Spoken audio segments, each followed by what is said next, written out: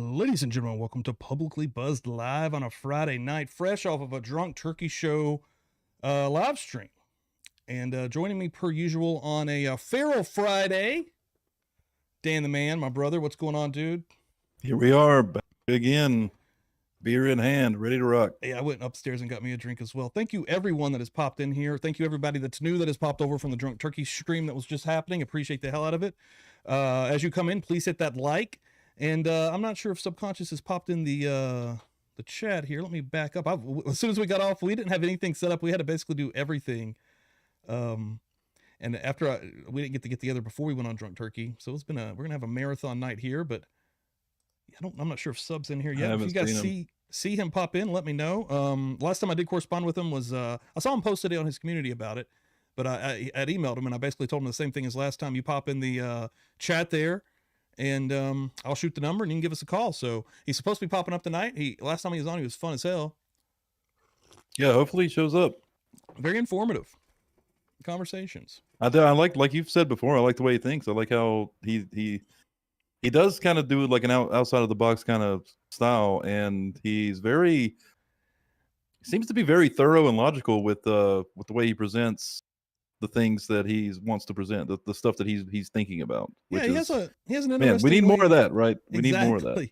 Yeah, he has an interesting way of thinking about all of this. Like in the conversations that we had, he's reading the same. Oh, sorry, there's something in my eye.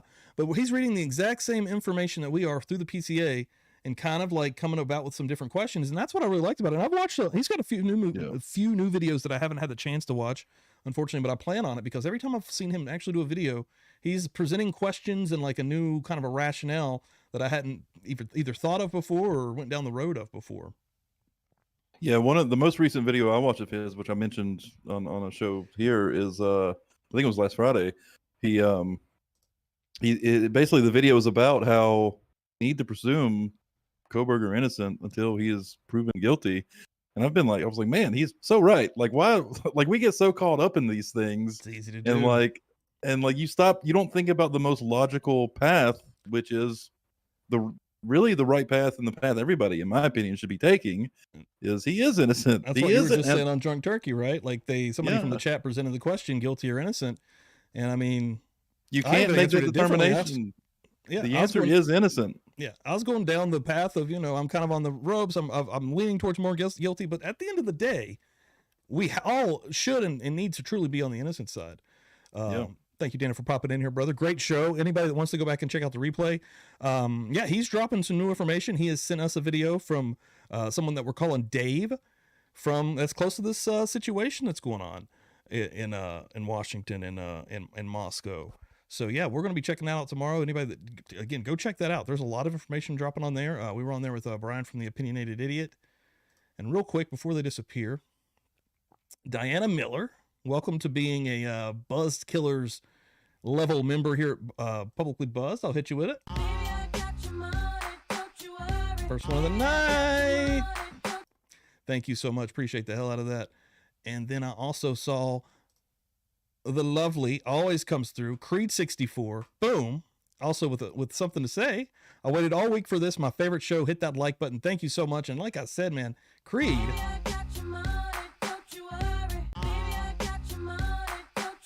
comes to fuck through every single stream. Thank you so much. I could not, honestly, thank you enough for all the times that you've come through with supers, Creed. It's absolutely amazing. You're one of the real ones. You're one of the G's here at Publicly Buzzed. But yeah, I am super interested to see what comes about with some of this information and what we're actually going to get to dive into. And luckily, Daniel from Drunk Turkey has trusted us and Opinionated Idiot to look at this info, Dan. Yeah, under that, we're not allowed. We're not going to. We can't show the video. We can't give specific details about who this person is, things like that. So we're kind of under an NDA, so to speak. But yeah, and I'm honored that he actually has trusted us with that information, and we're not going to spoil that, of course. So no, what we're going to do is we're going to watch it, and then we'll give our opinions on how credible he sounds, and just probably our thoughts on what he's talking about. But again, not going to go into any kind of specifics unless we get any kind of go ahead to do such a thing. Yeah, 100%. Which I think Daniel is actually going to try to get him on his show and kind of trying to hide his identity. So right, yeah, that's the best way to do it. And that was I'm still on the same thing that I was with the Kim stuff. That freaks me out, but I do get it. I get them. It's almost like it's eating them up, right? Like they want to get this information out there. But there's some of the stuff we were just talking about on the Emma Bailey and Demetrius side of things, some of this drug talk that's out there. We're not the first to talk about it. I mean, dude, if anybody's not ever been, and I'm not saying that I've ever been in a situation where like you see it firsthand, but anybody that kind of, I mean, look at the documentaries out there and the actual cases that we do know. And Dan mentioned this on the stream that we was just in. Every college town in America has probably some kind of drug problem going on. But someone just, again, all the conversation we were just having about Demetrius, the possibilities of the connections that he could have, that's interesting. And I could see that being a real fear factor for, again, Dave. So that shit's scary, man. I really do get kind of freaked out by that. Mountain Mama always coming through, gifting memberships. Thank you, Mountain Mama. Appreciate the hell out of it. OG member here, welcoming Amanda to getting that membership, and I will hit you with it because I love it. ODB is a member of Publicly Buzzed in the afterlife. I didn't know if you do that, but he is. Old Dirty Bastard represents everything that I feel in love about this planet. My favorite Wu-Tang Clan member, and one of my favorite humans, honestly. Absolute crazy human being. You've heard the story. He saved that girl. He saved the girl's life or something, and went to the completely unpublicized. Went and saw her like every day or every week or something in the hospital for a long time, making sure she was all right. Holy shit. My favorite thing that he did. In no way was it a publicity stunt or anything. Nobody even knew he was there. He just went on his own. Yeah. One of my favorite things he ever did, it was in like the early, I was a kid, but I've just seen it, it's on the internet out here. He's like being interviewed by MTV and they're following him around, and he is literally going to, what is it? I fucked it up. I don't remember the name of it. The welfare office. He's literally going to the welfare office and picking up a check. Yeah. While he's a famous rapper in Wu-Tang Clan. Yeah. Like that's one of my favorite scenes ever. Then there's another Wu-Tang member. I forget which one, but they go to this crib during the crib days of MTV, and dude, it was just like a shitty Method apartment. Man. Yeah, I think it was Method Man. Yeah. It was like, oh, this is my crib. It was just, I'm sure he had other dank houses, but he's like, this is my. It was just like the worst apartment. He still lived in the hood, dude. Yeah, dude, these guys were real deal. Now, ODB, I bet he still lived in the fucking wherever he lived, bro. Yep. Rizzo would invite him over for a little I'm actually hangout. wondering now if it was Method or Red. It could have been Red Man. I can't remember. I can't remember. You remember what I'm talking about? It was Method. Yeah. They're walking through and it's like nasty. It's not even like clean. It was Red Man. It was Red Man. I had it wrong. That's got to be just where he smokes and chills, while he's recording or something. Yeah, that ODB baby. One thing that we are going to be going through tonight, regardless of what's going down, we are going to be touching base back on what we did about 2 weeks ago. We were going back through, we're calling it the rewind, and I think it was a really good episode actually, and it was kind of good to go back in time and kind of just almost like refresh our minds a little bit on some of this stuff, and it opened up some really cool conversations. And I was actually trying to pull up, I've got the, timeline here from January, but I was trying to go through literally in order. Last week, we watched one of the first story, not last week, 2 weeks ago was when we did this. We had watched one of the first stories that were put out, period. The one that was interviewing the coroner. Then we moved through a little bit into December. And we're going to kind of keep going down that path today, or tonight rather. And I've also over here on the side, while we were talking about some of that Demetrius and Emma Bailey stuff, I pulled up some of their information as well over here. Now, I know there's a lot of other channels digging into them a little bit more thoroughly, and I need to do a little bit more legwork on that myself, and I haven't yet because I didn't know how close this actually was. And that's really on me because how this thing, every single day there's something freaking new going down. But I remember the story when they got arrested, and I thought it was pretty freaky. And honestly, I thought there was a lot of rabbit holes opening up. But I think I'm going to look into it a little bit more seriously. Because it seems like there's something there, honestly. Yeah, I don't know much about that side of things, so Yeah. I mean, basically, the real news is that they were both arrested after an OD happened with some drugs that they sold somebody, a college student, and they OD'd on fentanyl. But yeah, I'm going to look a little bit deeper into some of these connections that we're hearing about now, right? It seems like that Emma was straight up connected to the house. And yeah, we're going to dig in. I'll see Subconscious Mouth pop through. What's going on, brother? Thank you for coming. So we're going to kind of go over basically a classic rewind episode and anything Sub wants to talk about. I think he's probably got a few things, and hell, some of this new shit that's going on, right? We can talk about Kim. Kim's been all over the place. I know he did a couple of or a video on him on her debate with Detective John from T-Rev. And yeah, Sub, let me get the number here for you to call in for us.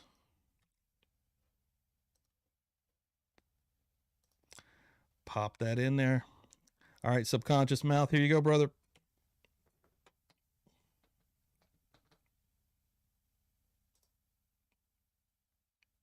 he's ready. He's ready. Nice. Ready to rock.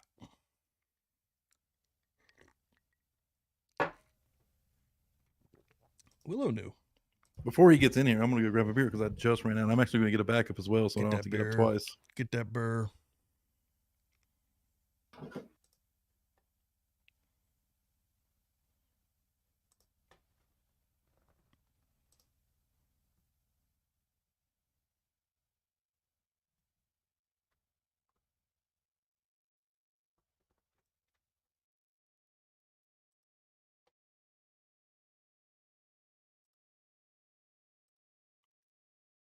People jacked up. Happy Subs here.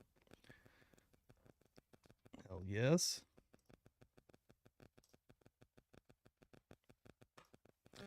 Subconscious Mouth, can you hear me? Hold on 1 second. Might be having some audio issues.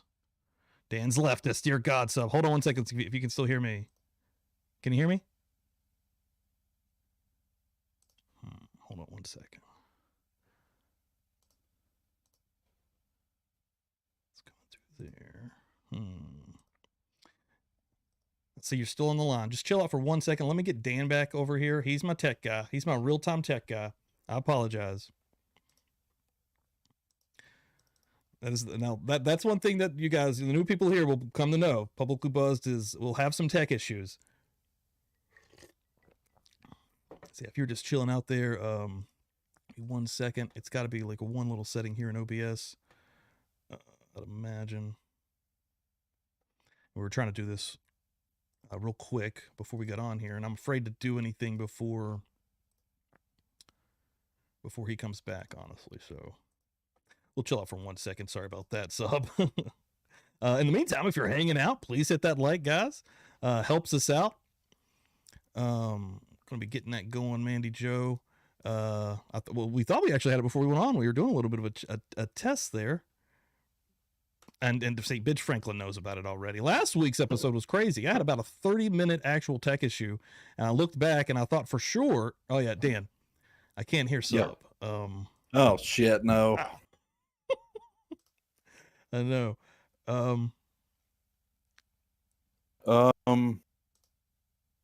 Should I try to actually hear myself as well?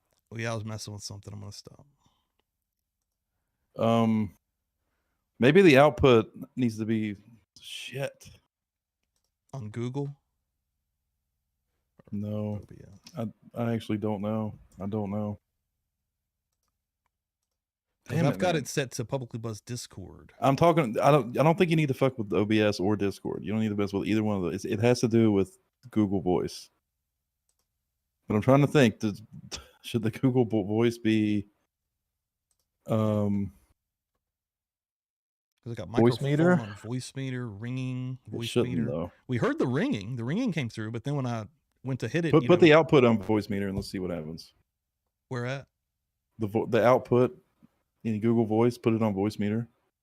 All I see is microphone ringing. Hold on. Which one's output? I don't know. It should. There was 3 options, right? Yeah, there's microphone, ringing, or speaker. Speaker.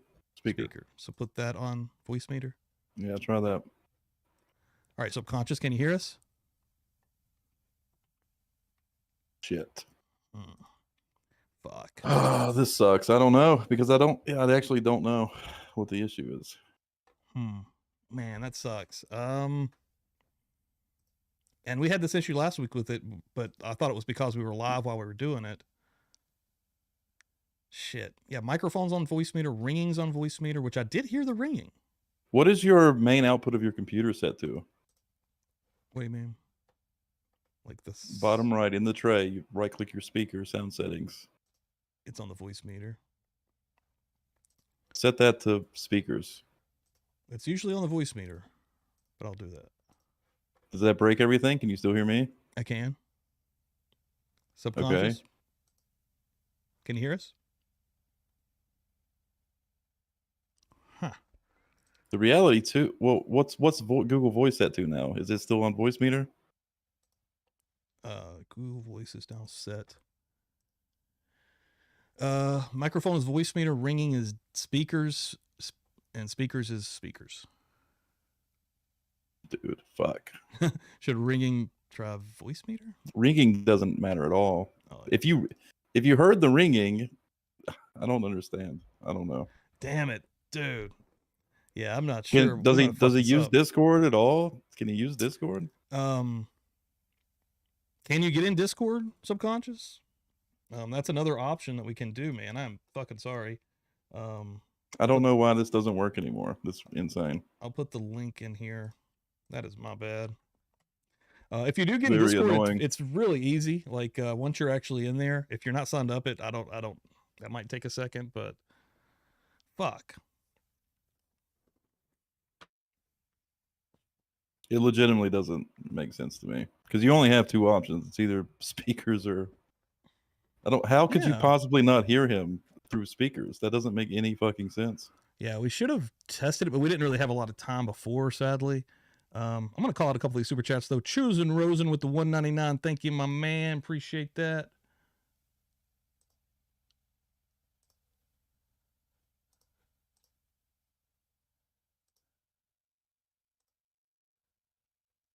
Pop that in there so you guys can actually see it. A little too crazy tonight, guys. Yeah, sub man, I'm sorry, that fucking blows. Is he saying anything in chat? I don't think so. About Discord. Boom! Thank you for the $1.99, my man. Appreciate that. And that is fucking annoying, though. Yeah, it legitimately doesn't make sense. Iron Range Rube coming through with the $10. Y'all like me on Monday morning. Yeah, I don't know, man. That fucking blows. He's still chilling on there. Yeah, sub. Jump in the chat if you can, and let me know if you can get in the Discord. That would be an option.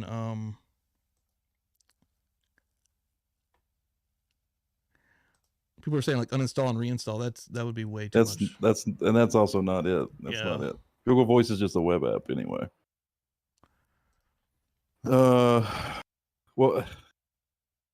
can you hear a YouTube video? Play a YouTube video real quick.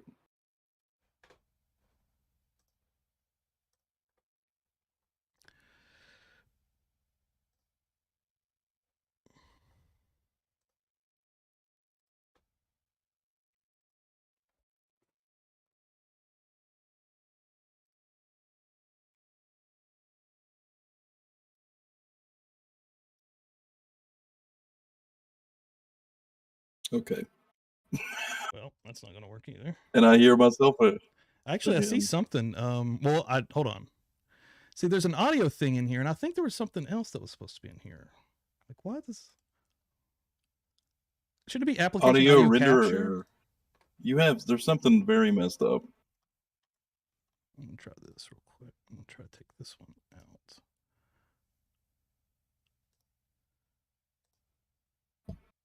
So,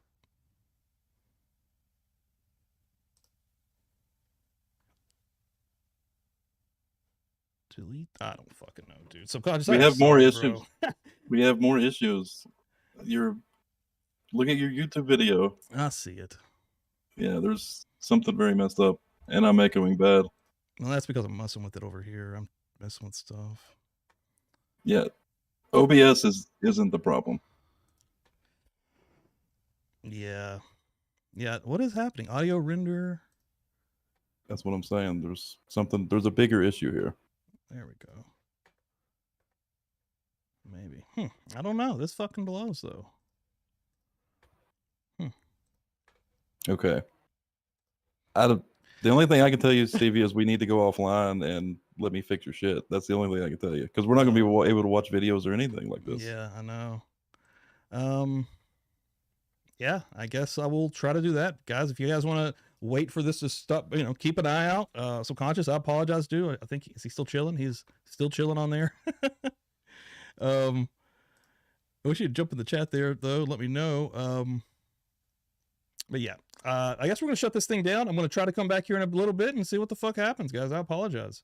Well, hang on. If you don't shut it, if you just close voice meter, and that will probably fix your audio issues in browser. I'm guessing. I'm also gonna close this. Yeah, that did fix that. Okay. I don't know. I'm still echoing. So that's working. I can't hear it, and I'm echoing. I can't hear you though. What the hell? Now you disappeared. Dude. And nothing changed. I didn't change nothing on you at all. What about this one? Can you say something on this one?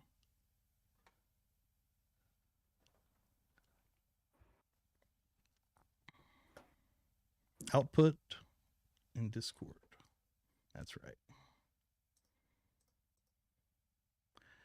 Output needs to be the speaker. All right. You can hear me now? Yes. All right. At least we can do a fucking show. Subconscious, dude, I apologize, bro. That fucking blows. Wait, is he still in Google Voice? He's in chat here. No, I closed that out. He says I'll go to Discord and see if that'll work. All right, sweet. Yeah, that'll be way better. Dude, if you can go to Discord, we really got to work out the kinks for Google Voice, because we fuck it up every time. It worked like twice for us, and we haven't got it to work since. Jump in Discord, brother, and then Dan can get you through there pretty quickly. Over on the left, there's going to be a waiting room. You'll jump in, and then we'll pull you in here, and you should be good. Thank you everybody for hanging out. Appreciate it. There's 174 people watching this shit show right now. Have technical issues and sweat like a motherfucker every week now. Well, everybody knows that when you see a car wreck, you just can't look away. That's the truth. Give me one sec. We do appreciate get the ratings on here. Dealing. Yeah, just watch us be incompetent. Just watch us fuck up all night. It's called PubliclyBuzzed for a reason.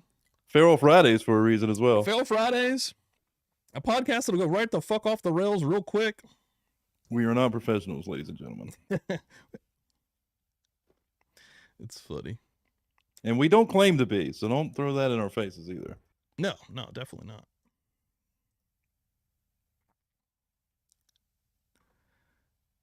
Nah, I ain't worried about it. Stevie, you technically are a professional editor, though. Just not a professional live stream podcast. Yeah. Some of the technical stuff I need you for, but yeah, the editing stuff, I do know that side of it. That's all you, yeah. Pretty well. Let's see. Sub has joined us. Oh, is he in? Well, he just joined Discord. So yeah, Sub, if you can join the waiting room, Dan, can you get him there through your phone? Yeah, I got him. If he pops in there. Well, can you show him how to get to the waiting room like you do the people, you know what I'm saying? Like on your phone? Oh, I got you. Yeah.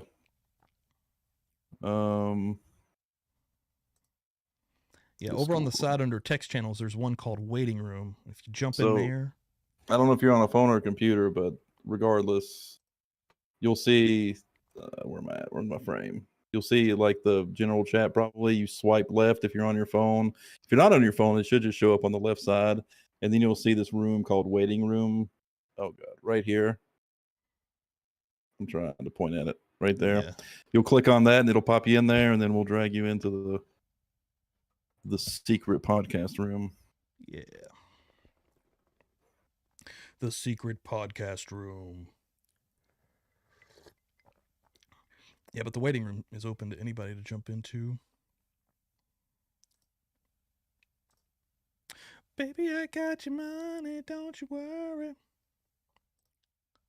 Just waiting to see his name.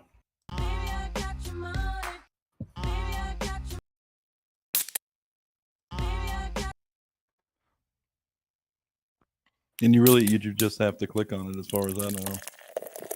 Whether it's on your tapping it with your finger on your phone or clicking on it. This is gun country. Lord This God. is gun country.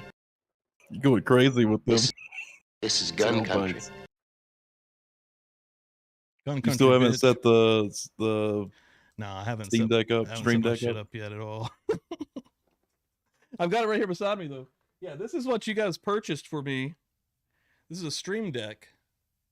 I'm fucking stoked about it. That's going to be, I can just push these buttons and use my sound effects and put a lot on here. So I'm stoked about that. I'm probably going to do that tomorrow. That is from the producers of this show, which is every single person that has donated or helped me out. I appreciate the hell out of it. He's still not in. Is he talking in chat or anything? No, I'm looking. Josh is asking what kind of beer you're drinking now. The usual, that 16-point Imperial IPA. God, my frame. I'm way out of frame here. Earlier I had Delicious IPA from Stone, I think.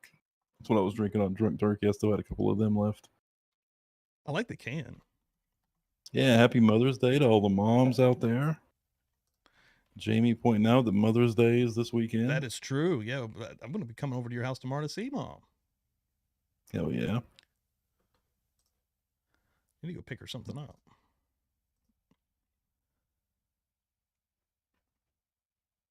Seems like I Sub think might Sub's be in there. having Cool, hold on. No, he's a not. hard. You're not in might that be having a room, hard Sub. time, I you see know. you in Discord, but to the left, under text channels, there's a room called a waiting room. Once you get into that waiting room, we can pull you into the podcast. Did you see? You got to join the voice channel. Yeah, Dan did a little bit of instructions.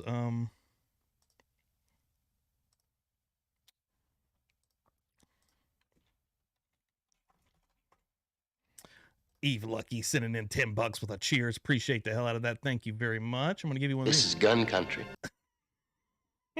Thank you so much. Appreciate it. You guys are crazy. Let me see. Yeah, just to the left over there. And if you're new to Discord, dude, I get it, man. Discord can be annoying, but yeah, there's one that's called Waiting Room. Are you on a phone or are you on your laptop or a computer? I'm thinking I'm in Discord Waiting Room. Nah, it's like you've joined Discord, but on the left there's something called text channels, and there's literally a waiting room. It's called Waiting Room. Once you click on Waiting Room, you'll go inside of the waiting room. There's text channels and then he's there's in general voice chat. channels. Voice channels under that. Yeah, voice channels is under text channels. And then pop in. I mean, even if you popped in the general or waiting room, any of the open ones, pop into any of them. We'll pull you in. And again, dude, I totally get it. It's really confusing. Can you pop it up on the screen again, Dan? I'm not sure if maybe you didn't see it. Yeah. Let me put it up here where we can put it.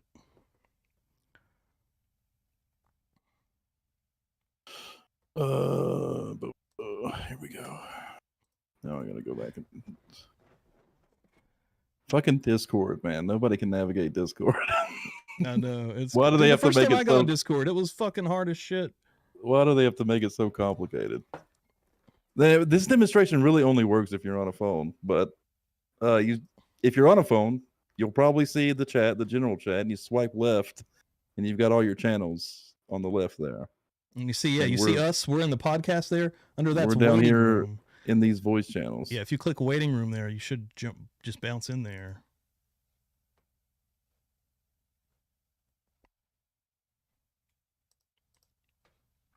I do wonder if he's on a phone or if he's on a laptop, he should just see them over there. So he must be on a phone. Yeah, and that's what I think most people probably are. They don't know about the swipe left on there. On the phone, you got to do the swipe, the good old fashioned swipe. Folks in there trying to help him out. Hit the 3 lines on the left.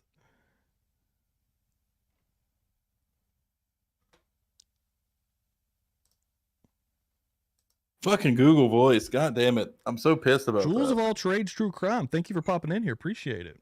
We had that shit working, and I was now putting you over doesn't. tonight on the Drunk Turkey show from that interview from Dago that you did with Pam with Sleuthy. That was fucking dope. Wait, I think you can just straight up invite to a channel. Yeah. Hang on. I do see that. Create invite. Wait, I don't see him though.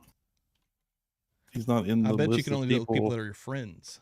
That is fucking true. What the fuck, Discord? Damn. Why would I not be able to invite somebody that's in the channel? I'm sorry, bro. I feel like shit, man. This is fucking stupid. You can copy link. Can you just send him that link? Like right click podcast and copy link? Let's see. Don't want everybody jumping there though. Yeah, that's what I was about to say. I'm gonna try the room one. Send it to him in Discord. That's probably not going to work either because Discord's fucking garbage and he's probably not going to be able to find his messages. See that message. I can never find my messages in Discord myself. Somebody else did join the Discord though. That's cool. I'm going to try to copy the link from the waiting room though. That would be, anybody can jump in there. That works. Yeah, click that. I think that'll work. Sub, click that. I just put it in chat. I think that'll drop you in there. This is a fucking nightmare. Call him on Discord? Yeah, we can't do that either. Our setup is just so... Our setup isn't the same as anybody else's. Yeah, everybody uses StreamYard, and literally all you have to do is send them a link, and it's done. Our setup is kind of convoluted. But to be honest, StreamYard fucking sucks, in my opinion, and Stevie's opinion, so... We're probably never going to go that route. Sub said, I see what you're saying, but the problem now is on my end, and let me try to fix it. Okay. Okay. Yeah, we'll give you a second there, brother. And again, I apologize. This is on us. I literally need to fix everything about my OBS. I need to start from scratch, dude. Oh my god, we need to fix it so bad. Like it's. I have so many things happening in there because I'm very disorganized.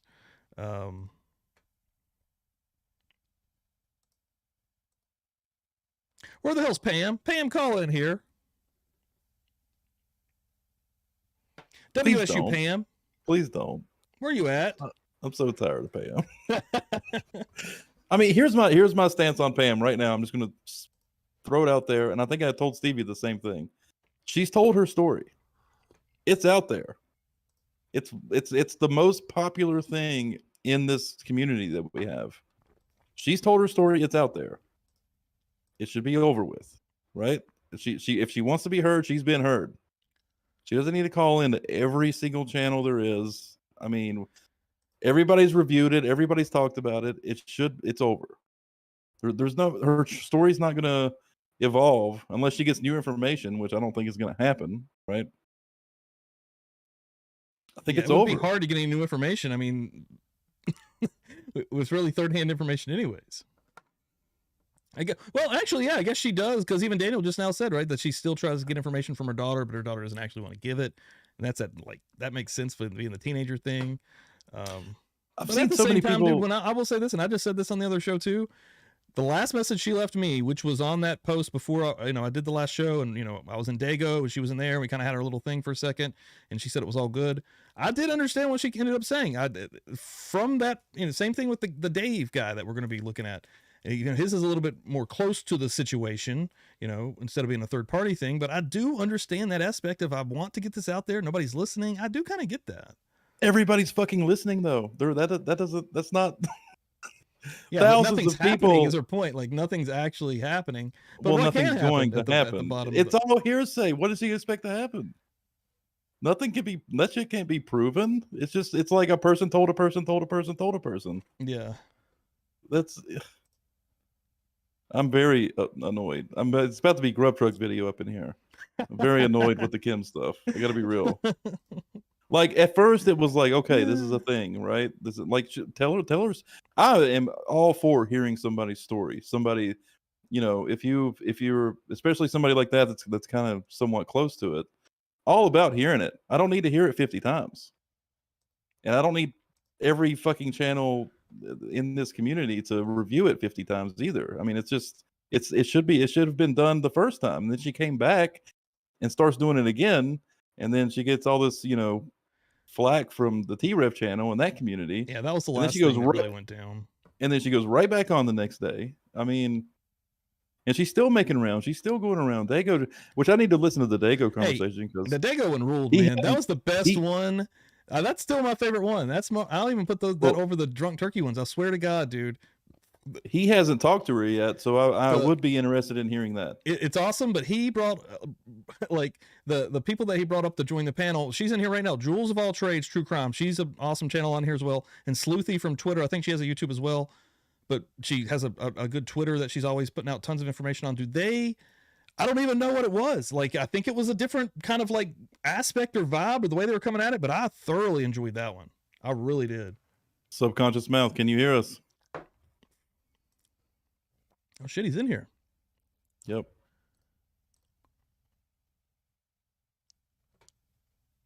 Looks like we're not getting any. What would be going on now? Well, that's going to be on his side. That's definitely not us. Oh yeah, his little thing isn't turning green around him. Yeah. So yeah, there's got to be something with your sound there. I'm imagining he's on his phone, right? Oh my God. Yeah, we're probably got to go through a whole thing. If you can find your options, your Discord options, there should be a gear somewhere. Again, I don't know if he's on his phone or his laptop. That would actually be useful information. If you can find your settings in Discord, it's either going to be a gear at the bottom, or if you're on a phone, you swipe right and go to settings. Actually, that's not even true. I don't even know how to find your settings on a phone, to be honest. This is the most convoluted application. So if you're on a phone, it's the same spot where you had He's on his phone. Yeah. Okay. Okay, so if you see the channels, the voice channels, you'll hit the 3 dots at the top, and then there will be a settings gear. You'll click that, and then fuck, that's not it either, though. I don't know how you find sound settings on a phone. He's Shay. I don't know, man.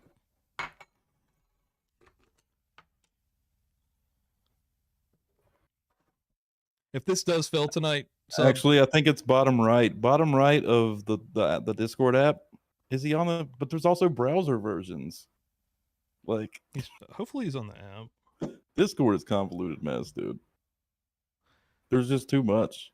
If this does fail tonight, dude, we'll get with you ahead of time for the next one and set this up. I really do apologize, bro. I feel like shit, honestly. No, this sucks. Yeah, this really does suck. We promoted it, man, and I'm sure you got a lot of your people in here. Very unprofessional looking on our side. Last time worked so damn well. He rejoined. All right. Okay. Oh, wait, pop right. Okay. His mic is muted. Now your mic is muted. So yeah, can you unmute the mic somehow? Good. There it is. You can hear me? Yes, sir. Oh my God, we can hear you. My goodness. Dude, I am so fucking sorry, bro. This is crazy. Dude. Oh man, bro, this is crazy. Man, I am so sorry, bro. Well, you know what? I actually, my plan was to open it up with an apology because I actually wasn't running late. I was here as one of the people that was waiting before it started. Then something happened, and all of a sudden I wasn't subscribed to your channel no more, so I had to resubscribe, wait 5 minutes to talk. Whoa. Yeah, it was crazy. You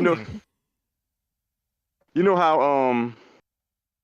how when you somebody wants to come into your live and start chatting with you, you have to be a subscriber for 5 minutes first? Oh yeah, I did. That's right.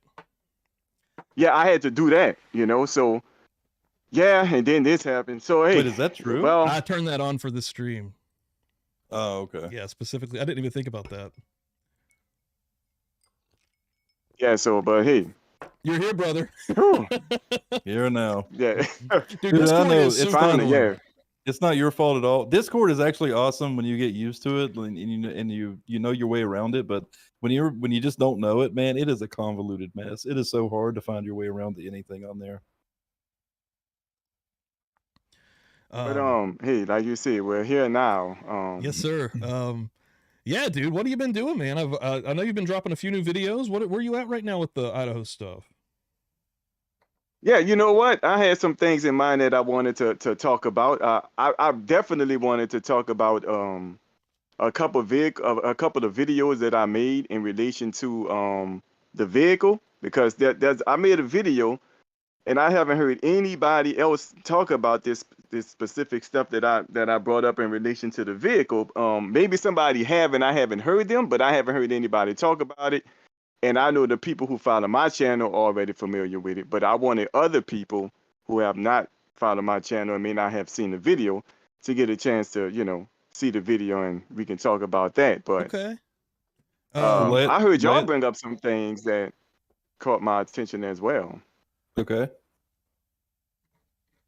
Y'all was talking about, I know y'all said y'all might can't disclose certain information, but I didn't know that y'all was just on the show with Drunk Turkey.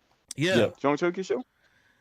Yeah, some of the stuff that Daniel was just saying that's coming down on his side. Somebody's reached out to him on his side of things that is really close to this, and we haven't had a chance to review it. He just sent it to us, but tomorrow we're going to take a second to look at that. And yeah, I mean, they're kind of getting into like into the drug cartel side of things with even like that Demetrius and the Emma stuff that's going on. I saw your new videos on that, right?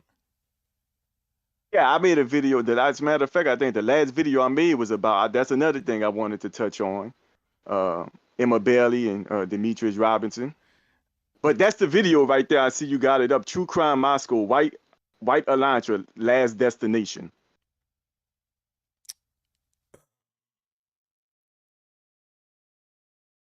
Oh, this one. Yeah. Let me pull it up here. Okay, first of all, let me... One sec.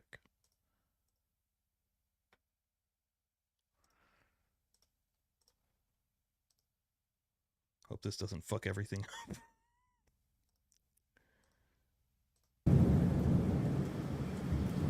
You guys hear that? I hear you. Yes, I want to talk about...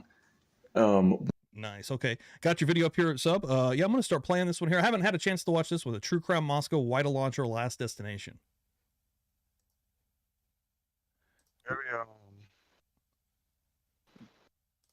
And wait, hang on. So sub, are you watching this through YouTube? Yes. Well, okay. I'm watching it through YouTube and Discord, actually. Yeah. So the Discord is going to be like kind of real time if you want to watch it there. So you're talking about his live stream that he's doing in Discord. Yeah, I'm watching y'all on my phone on Discord and on something else on YouTube. Which one would y'all prefer that out? So the Discord one's going to be real time, while the YouTube one's going to have, it's going to be slightly delayed. So you probably want to watch the Discord one. Yep. Yeah, I'll watch the Discord. Cool. Yeah, I'll start this one up here, brother. Okay.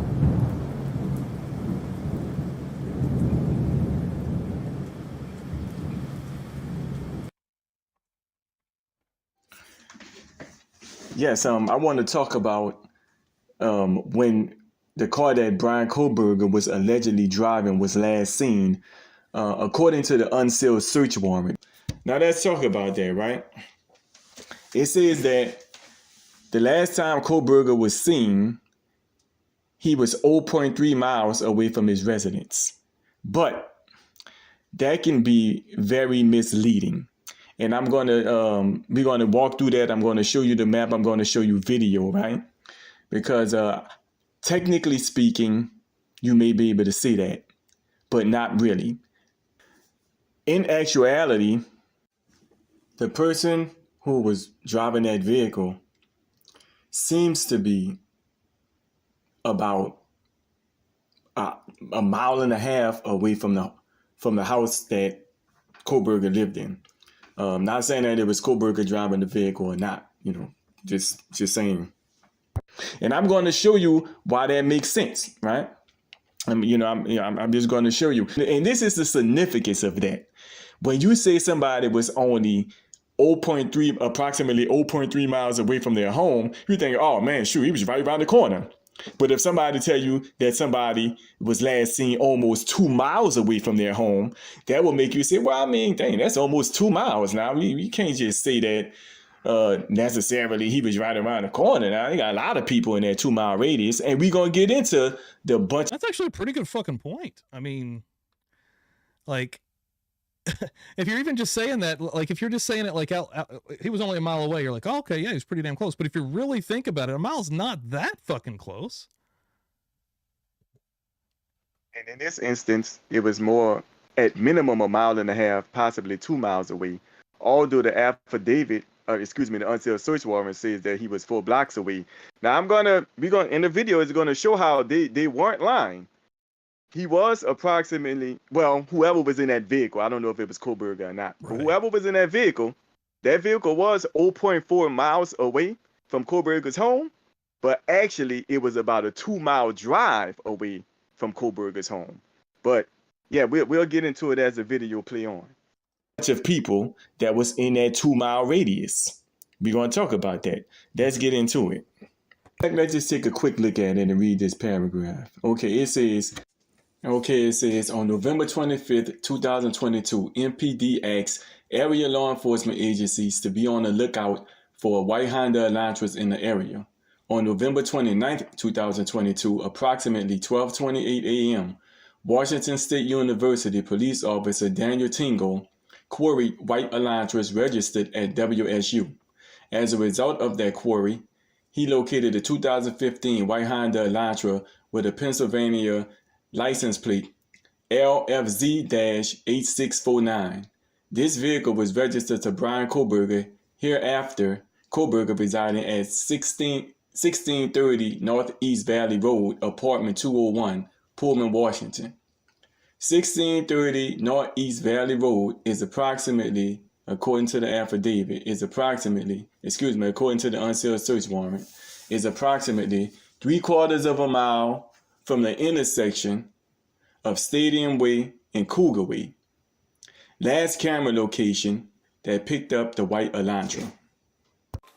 Okay, this is the step to apartments. In the affidavit, it said that it was at 1630 Northeast Valley Road, right? And it said that the place that Bryan Kohberger was last seen, which was right, let's get to it, which was right here, which is Cougar Way and North Stadium Way, right at this intersection. It said that it was approximately a 1/4 mile away from his home. Technically speaking, I guess you would be right, but I think that can be a little bit misleading because on the map it does say it's about 0.4 miles away from his home, which is like, right around a 1/4 mile. But if you go by the route that Bryan Kohberger will have to travel, it was much further away from his home, because if he's right here at this intersection, he can't cut through this grass, run into this church, run across this street, bump into these houses, and take this shortcut all the way back home up to the step to apartments, right?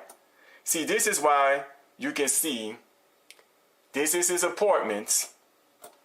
Here, he would be 0.3 miles away, but when you look over here, it says that he's 1.3 miles away. Now, this seemed to be closer than this. So how is this 0.3 miles or 0.4 miles away? And this is going up and seemingly closer to his apartment, and this is 1.3 miles away.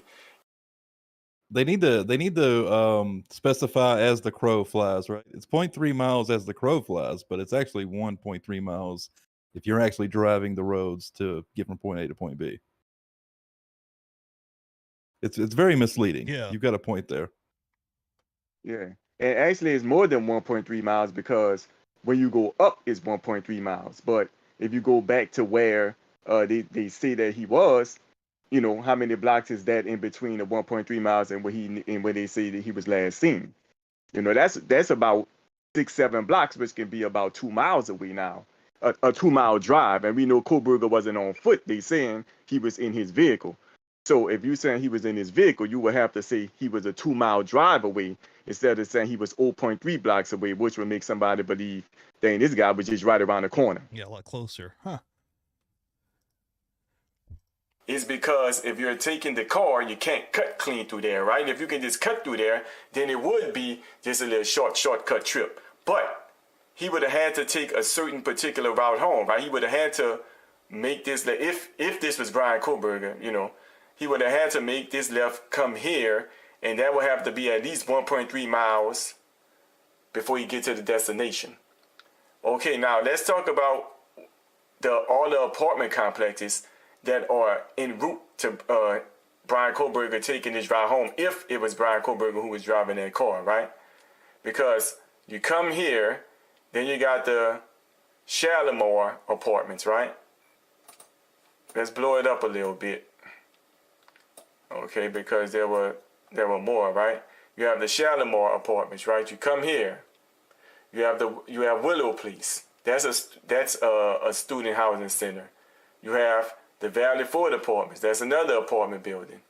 Okay, let's see where we're gonna go. You have apartment rental complex. You go here, you have another apartment building, right? Okay, you still haven't made it to Bryan Kohberger's residence yet. Now you have the step 2 apartments, but when you look over here, you have another set of apartments, right? Let's see where else. If you look over here, you have the terrace apartments, right? And if you look right behind Kohberger's apartment, you have the Grove apartments in Pullman. So you have a bunch of different apartment complexes in this area. I mean, you know, that's a lot of different people, probably younger college students inhabiting these apartments who also could have been moving in and out different times of the night.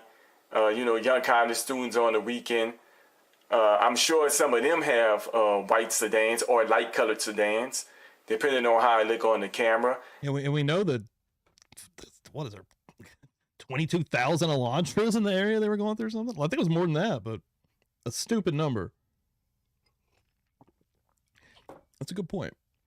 And I just say that to But say how many that, only had a back license plate though? I think that's kind of important there. Yeah.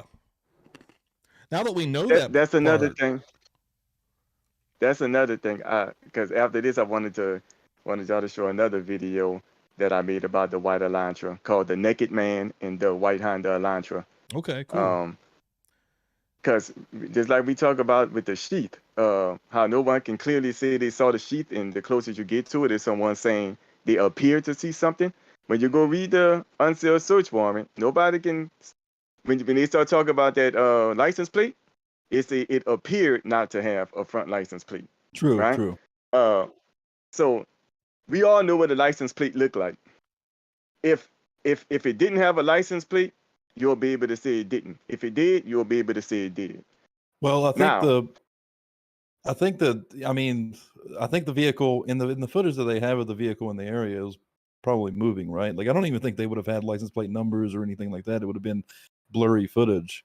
But I think you are right on that point that they would have been able to tell if it did or it didn't. So it is interesting that they use that wording. It appeared to not have a front license plate.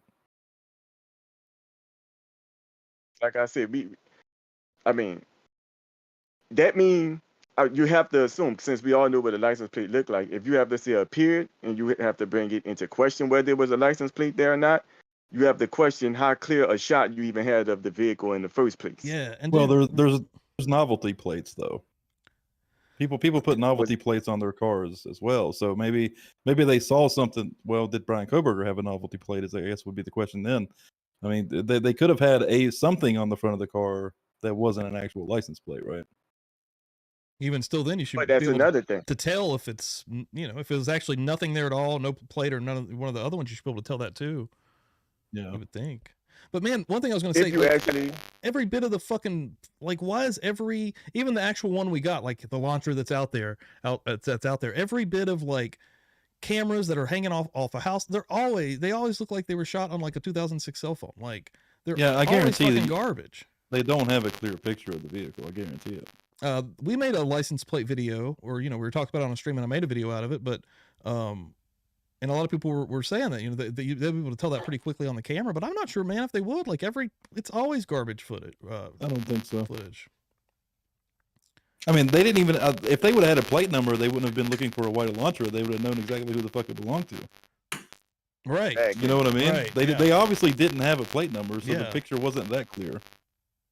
That's 100%. That's a Exactly. good point. All right, let me jump back in here. Sorry, we've Kohberger also hang on. apartment- I think Sub was trying to say something. Oh, my there. bad. No, I was just agreeing that if they already had a clear image of the license plate, then they would have just went on ahead and tracked it down. You Yeah. know. Yeah. Yeah, let me jump back in here real quick. Boom. Might have not been as I close. already love it though. Like it's already got a conversation starter, dude. Like we were talking about it on the Drunk Turkey show, bro. Like you think different. It's awesome, man. Necessarily as is said in the affidavit, and also I just wanted to let it be known that there were a bunch of apartment complexes in this area, and there could have been a lot of different people moving in and out, especially on the weekend with young college students at all times of the night. Now, you know, some may pose the question, and it's a legit question, and I think it's one that needs to be answered. Did they not have cameras once you get past the intersection of Stadium Drive? I mean, you had a bunch of apartments, you had a church, you know, you had people in those areas. Like I said, you had the student apartment complex and everything like that. I mean, nobody in the neighborhood, no apartments or nothing had any cameras to show where this vehicle went once it passed Stadium Drive. I mean, excuse me, as it continued to travel down Stadium Drive. You know, some would say, well, they must not have had cameras because police didn't. You know, they say the last time they saw them on camera was when it was at that intersection of Stadium Drive and Cougar Way. So hey, that must be a done deal. You know, but one may argue that, hey man, it's pretty convenient that you don't have to show exactly where this vehicle went. You can just put them in a 2-mile radius of the person that you are accusing of being guilty of this crime and say, yeah, after being in this 2-mile radius, he drove home, and you don't have to show it. It all depends on how you look at it. But either way, that's why I say people need to get more, wait till more information comes out and size up the information, you know, to what we have, and size it up to truth, and not just rely on what anybody say, whether they feel like Kohberger is innocent or guilty, or whether they feel like the police is innocent or guilty. All right, like I always say, that the information speak for itself, but to believe that, you know, because the police say that, first of all, like I said, it still remains to be seen if it's Kohberger's vehicle or not. You know, they was looking for the wrong vehicle the whole time, and then said, okay, they know that it's the right vehicle now. Like I said, they can't say where this vehicle went at its final destination, and they can't say where it came from. See, because just like if you can pinpoint where it ended, you should be able to pinpoint where it started. So you can't say, That's a good point. where you don't know where this vehicle, you know. Something that would probably come into account here would be his cell phone though, right? Like matching that up to what they're saying. That's what I was I don't about know to how say accurate too. that is. I guess that's the pings, but You have to where look they're at going? everything together instead of just one piece at a time. You know, they got the cell phone, they've got the car, they've got, and then they turn out to have DNA evidence and everything. So there's a lot more to it than just the car, right? It's kind of a conglomerate of all this stuff. It's what creates a probable cause affidavit for them to get the arrest and everything. Again, I'm not saying that makes him guilty either. I'm not saying any of this makes him guilty. I still want to see all the evidence before I make that determination. But I do believe the probable cause was sufficient. I think what they had was sufficient enough to arrest Bryan Kohberger. I definitely agree that it's more like a jigsaw. You know, you put pieces together.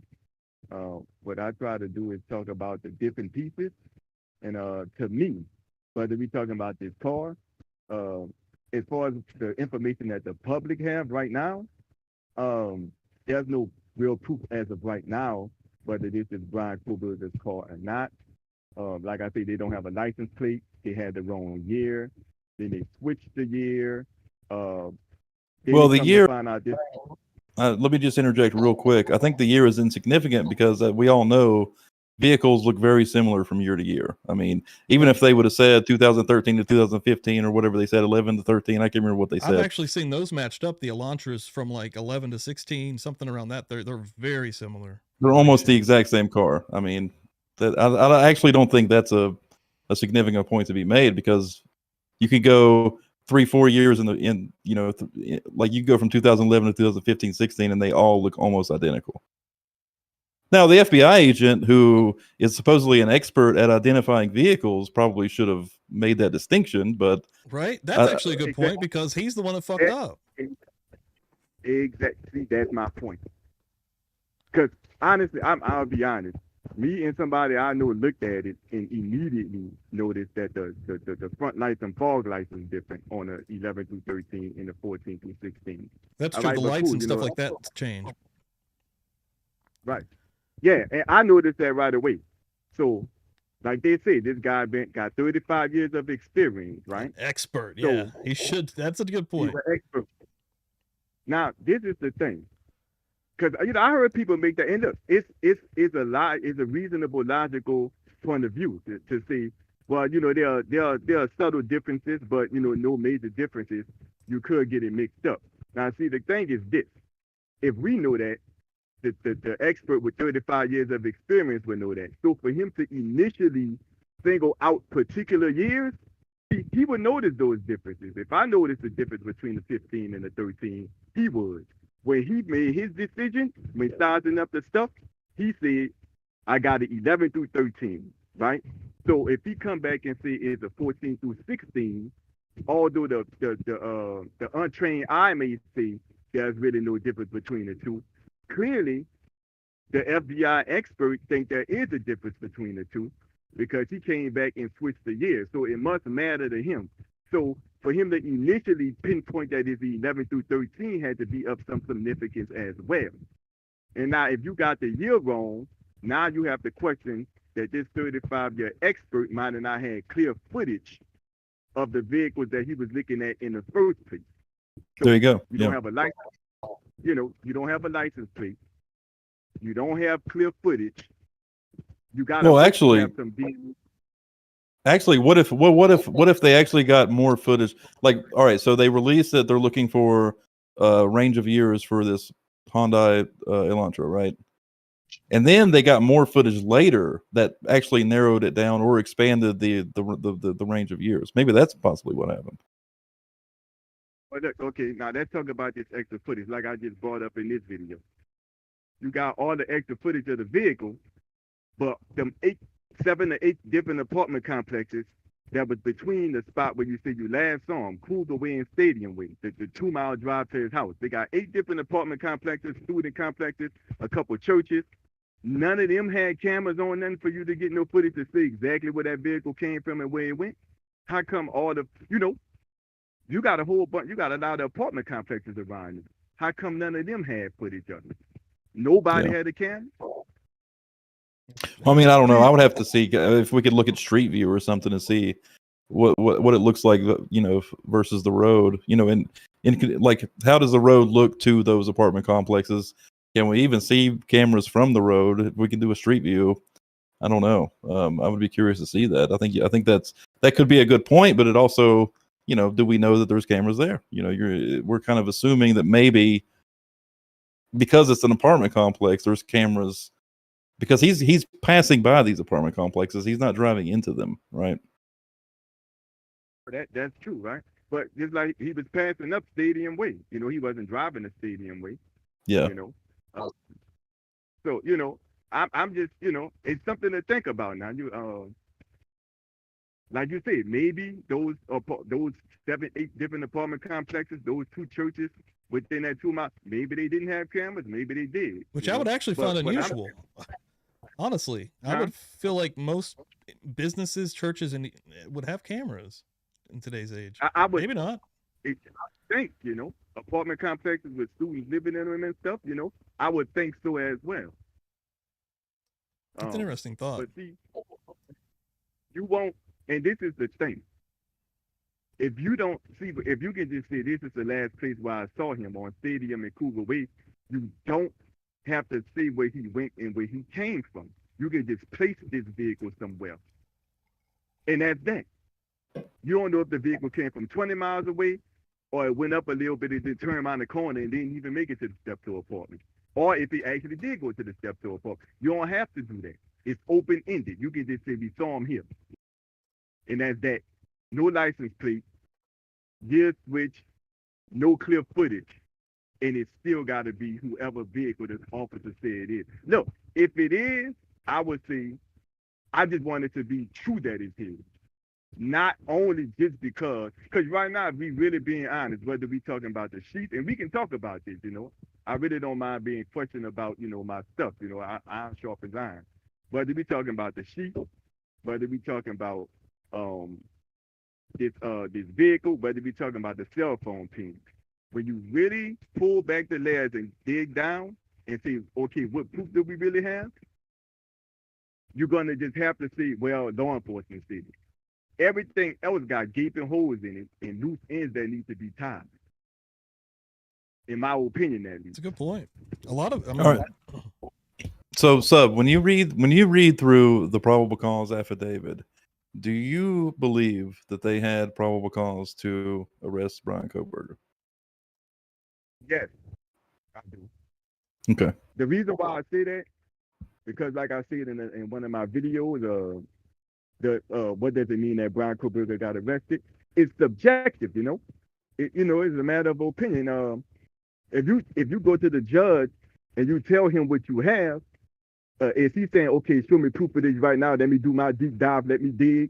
Or if he trusting the authorities that came to him and say, this is what we have, and just saying, okay, you got it, let me sign off on it.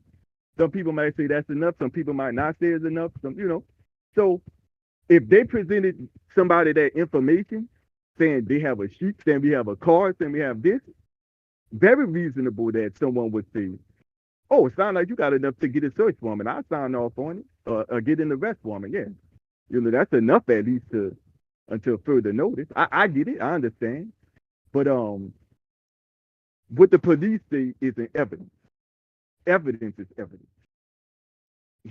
Yeah. And like I said. Well, hang on. The affidavit isn't just full of what the police say. They have records and information to back that stuff up.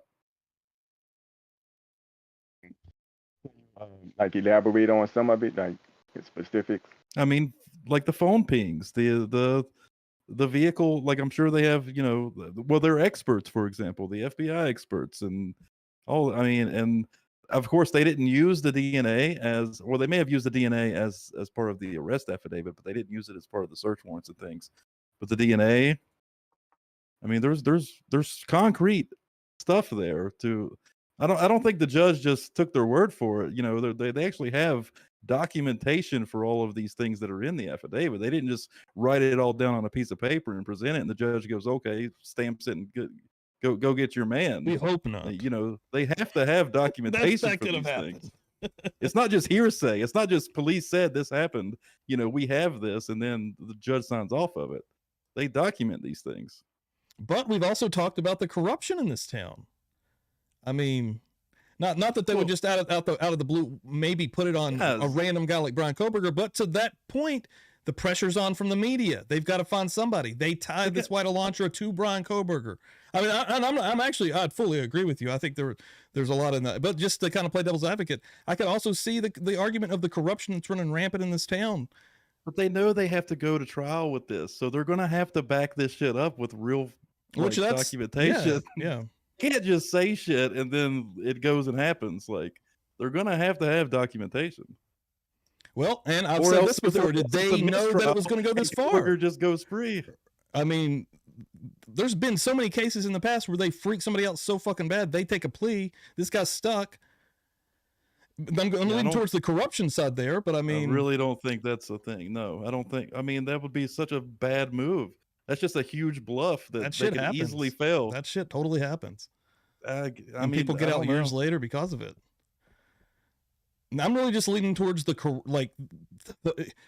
think about December. Think about how fucking rampant it was. We have to find somebody just to play devil's advocate again, just to say, man, I'm a conspiratorial brain like person. I could see this shit actually playing out like this because you can in all these little fucking towns and cities all across fucking America and all across the fucking world is nothing but corruption. But just this very dense area that is of just the, I don't think Christchurch has anything crazy to do with it, but just that element of how different this town is. You have the college kids, you have a ultra crazy political religious group, because they're trying to actually take this thing over. Again, I'm not trying to go down that. I'm really just trying to paint a picture of how vast this area is. And then right across state line, you have the exact same thing, another massive fucking college. And then if you wanted to throw in just a little bit of the drug play, I mean, I could actually see some fucking weird shit going down. But at the same time, Dan, I mean, once you get to court, once you actually get in there, they're going to have to prove this. But once the arrest is made, right? They've got to go down this road now. Well, and maybe you're right, because they're not handing over discovery, so maybe they actually don't have any documentation. It's not necessarily that they wouldn't be able to have documentation. It's like the cell phone pings you brought up. How credible is it, right? In their own paperwork, the unsealed search warrant said that it gave a false ping. It said that he was in the area, and it turns out he was in another state. So that's debunking your own evidence right there. Not to mention that they only live 10 miles away from each other, and their school's only 7 miles apart. Why wouldn't he be able to ping in their area? Right? He a vegan. They got vegan restaurants. They say the shopping is better in Moscow. People like to go from Pullman to Moscow. Of course he can ping in the area. What does it really mean? Especially when you already say it can ping him in the area when he's not there. They say that. They debunked to me, until they be able to show those 12 pings, let's say he did ping in the area 12 times. Why was he in the area? Was he going to get something to eat? Did he have a friend? What's the deal? Yeah, it's going to become a point where it's going to be their burden to actually prove it. Like that's what it's going to be interesting then. Like the things that make him very suspicious is he drives the car they're looking for without the front plate, by the way. He's pinged in the area at the times that they're looking for. His phone cuts off during a very crucial time of when this event happened, and then cuts back on later. That is huge. And then, of course, later, eventually, that they get the warrant to go, get his DNA evidence, which is huge. I mean, in my opinion, the arrest was completely justified. Completely. You say that he pinged in the area the times that they were looking for? Yeah, the times of the crime. He was in the area the times of the crime. That's what his phone was in the area. And his phone was off, though, right? off. His phone was conveniently off during the times of the crime. But Okay. he pinged going towards that area. Your phone's always reading. His phone conveniently turns off and then turns back on later, leaving that area. That's very suspicious. Stupidest thing is taking your fucking phone. These things track you whether they're off or not, dude. The pings don't hold no weight. I mean, they just saying that he lives in the area. He's 7 miles, 8 miles away. He's in a different state, but he lives in the area. How many towers are in this area? They have video of the car as well. They have video of the car. Apparently Kohberger's, right? Here's what they did. They have video of a vehicle that they think is the suspect, right?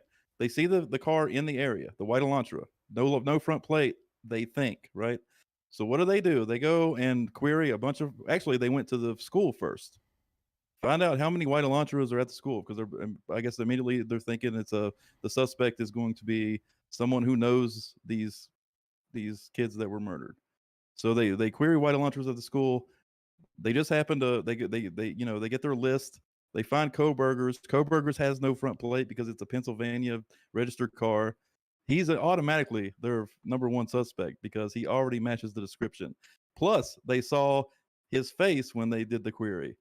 And guess what? His facial features, match that of what Dylan described. There's 2 points that make him number one suspect already. Then they do the phone ping search, right? They get the search warrant to search his phone records.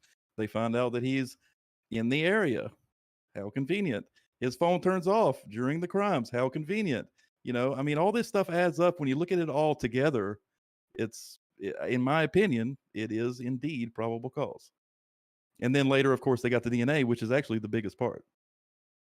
Well, probable cause. Now, I wouldn't disagree. Like when you asked me, do I feel like that was enough to make an arrest?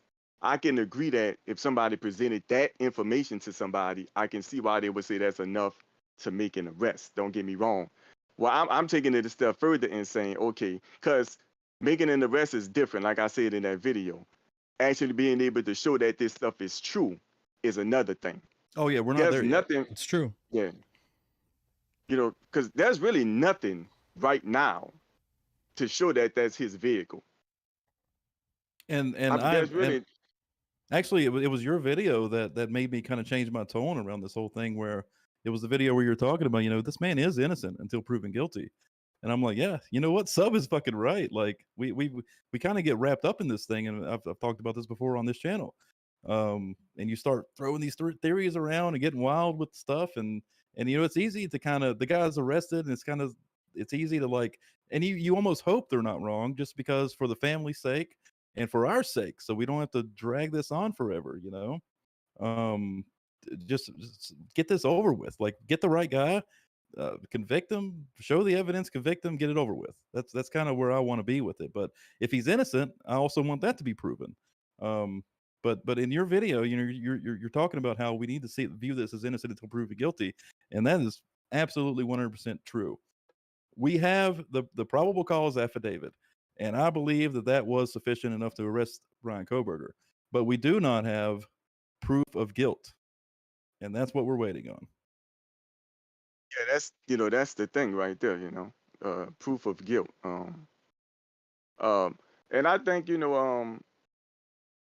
I really would. I mean, like I said, that right now, none of the evidence is I mean, it's so you can just poke all kinds of holes in it. I agree with that. Yeah. And police double talked on stuff. Just was not clear enough on stuff. I mean, they don't have, you know. And we already talked about it. Sorry to interrupt. Go ahead. I was going to say, and me kind of doing the back and forth with you. I'm really the only thing I'm defending is the probable cause affidavit. That's the only thing I'm talking about. I'm not saying. Yeah. He's guilty. Yeah. Of course. Yeah. That was we can awesome, agree on that. That was good, man. That was awesome. There's not enough conversations like that right there, like in this community currently. I don't think. It's way too much horse shit. Like that was fucking literally arguing facts, like what we know right now, man. I'm gonna jump back in this video here for just a second. Dan, I do have to run upstairs to use the bathroom for 2 seconds. All right, cool. Be right back, boys. All right. I'll go ahead and get her going. You really don't know, and listen, and this is the thing to be careful about, right?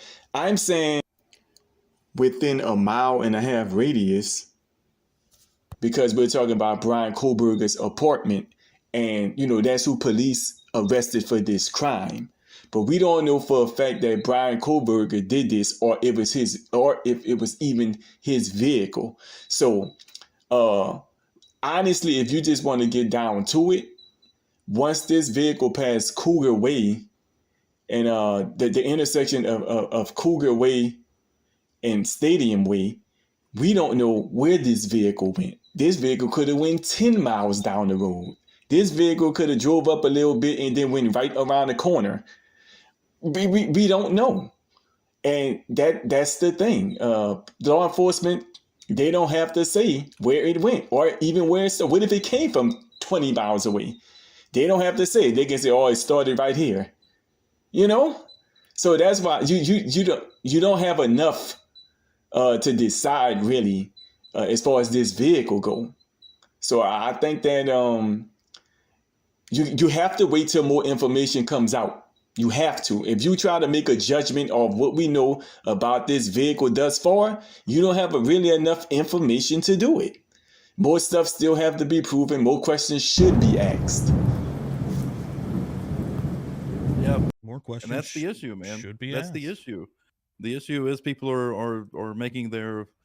I mean, on Drunk Turkey, someone from the audience asked, what's the panel standpoint, guilty or innocent? Nobody should be able to make that decision yet. You know, we don't have the information to make that decision.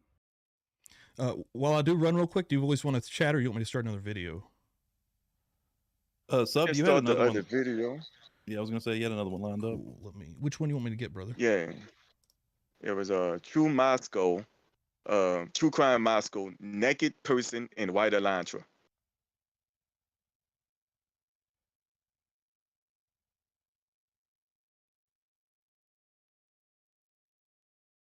Oh, you have to go to. I think it was on my live. You might have to go to my live section. Here we go. Bam. That that came out Right back. saying that Bethany Funk, one of the survivor roommates, the information that she has, if you've been following the case, you know that she's been subpoenaed by the defense to show up to the preliminary hearing in June. And I think the latest with that situation is that she's going to actually meet with them prior to June, and they're going to have an opportunity to talk to her.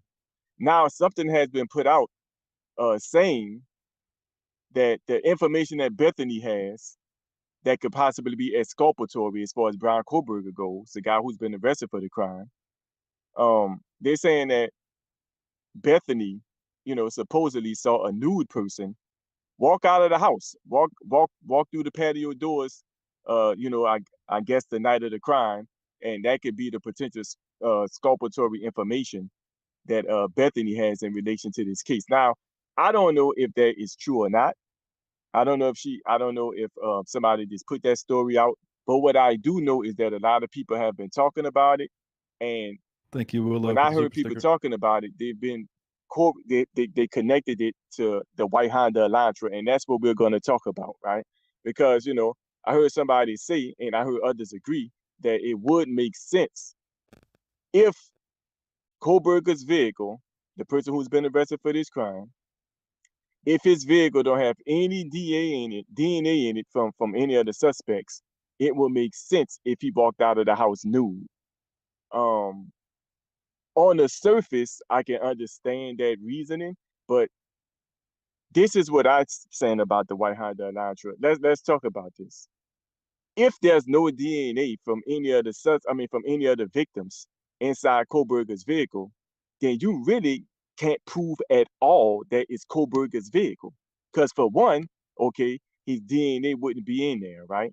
And we talked about certain things. Let's really talk about this white Honda Elantra and how if there's no DNA, you can just go ahead, as far as what we know right now, you can just scratch that off the list as evidence then. Because there would be nothing to link it to Kohberger, this supposed white Honda Elantra that was driving around the neighborhood and the night of the crimes. If nobody's DNA is in there, then of course you don't have blood, you don't have no DNA, right?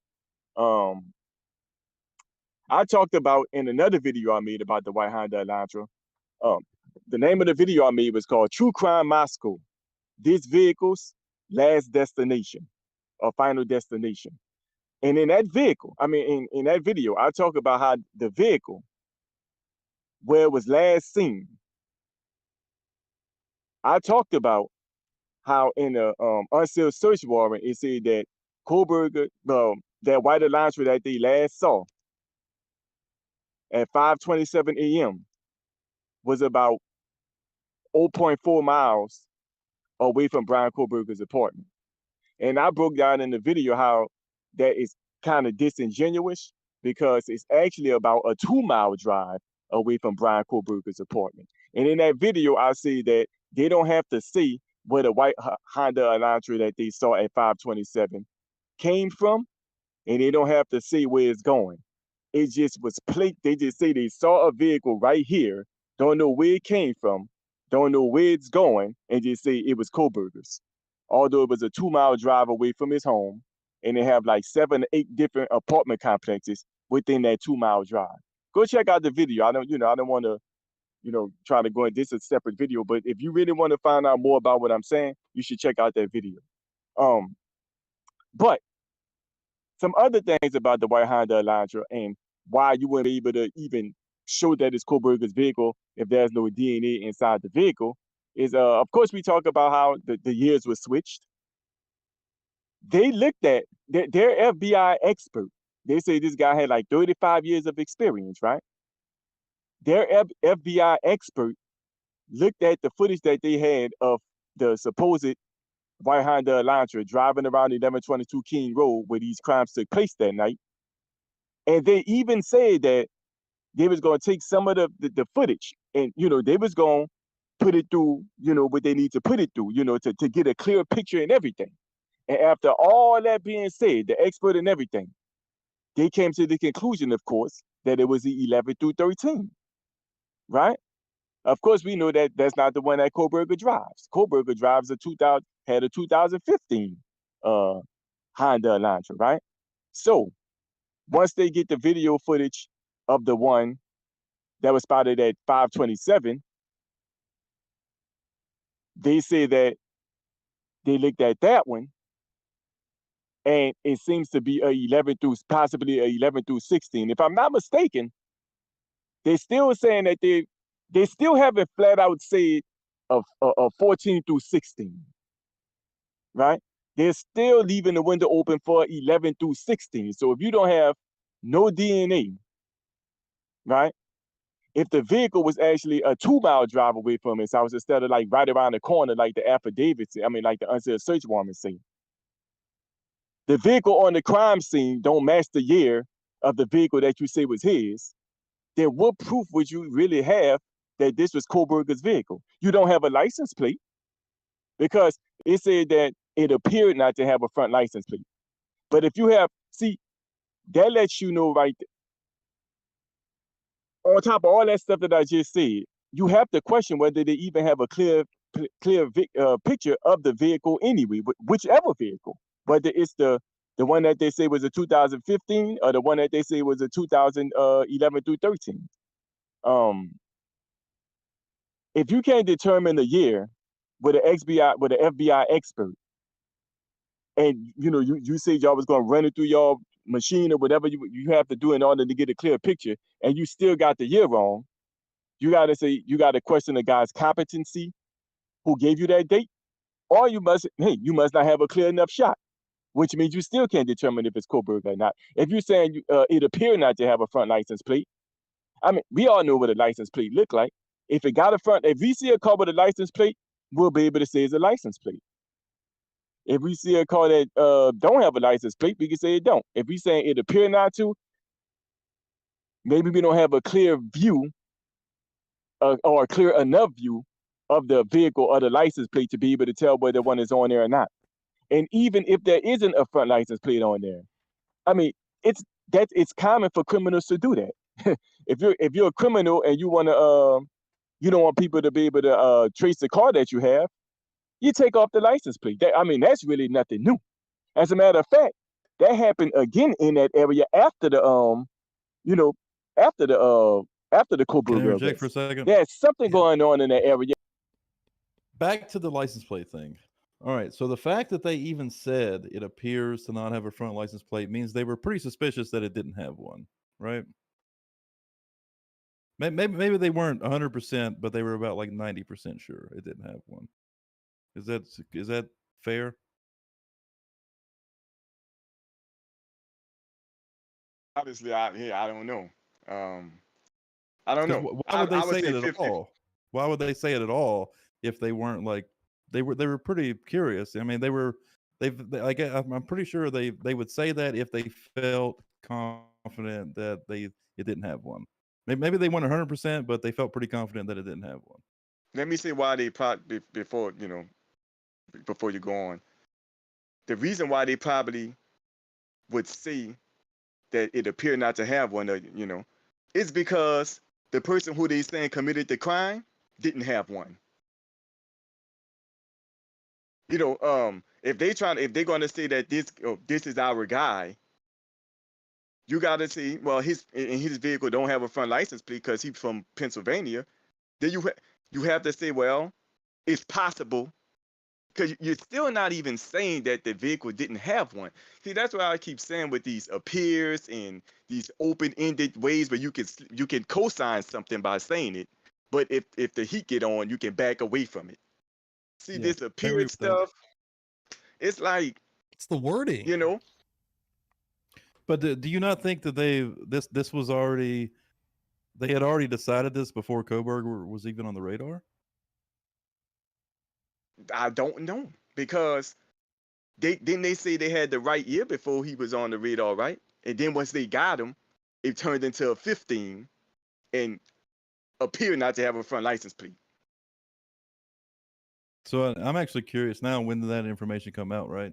When did that information become relevant? When did they change? When did they have Kohberger on the radar? And when did they say appear to not have a front license plate? Or when did they change the years of the vehicle? Versus when they actually had Kohberger like in their sights. Okay.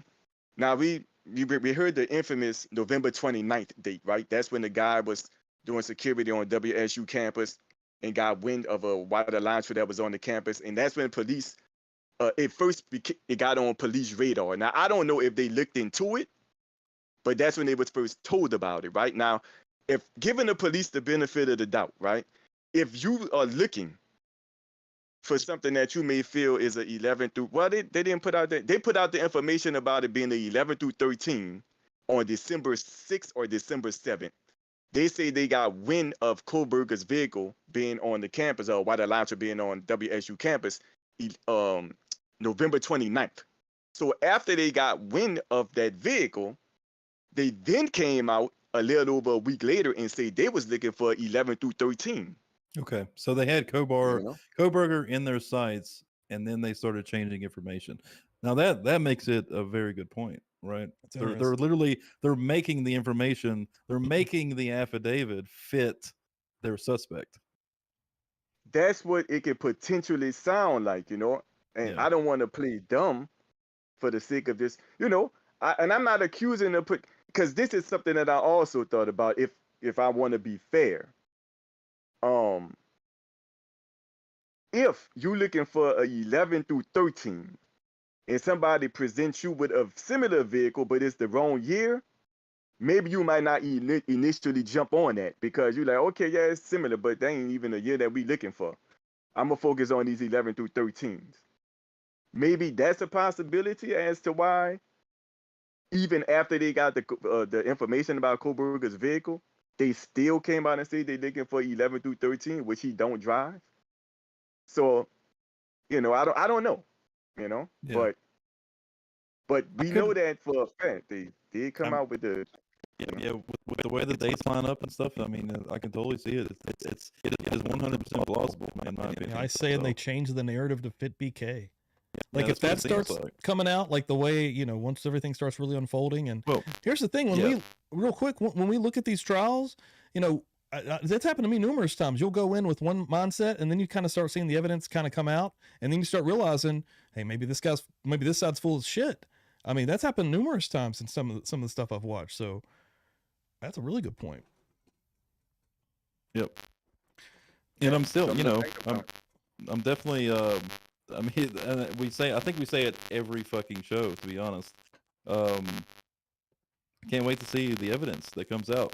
And you know what? It's actually super telling, in my opinion, that the prosecution's withholding the discovery from the defense up until now. It seems like maybe they're worried, they're scared, something's going on here, because who knows? What if what the prosecution has is enough for the defense to completely throw this thing out? Like, you know what I'm saying? Like, maybe they have something and the defense can basically, it won't even go to trial. Who knows what could happen here?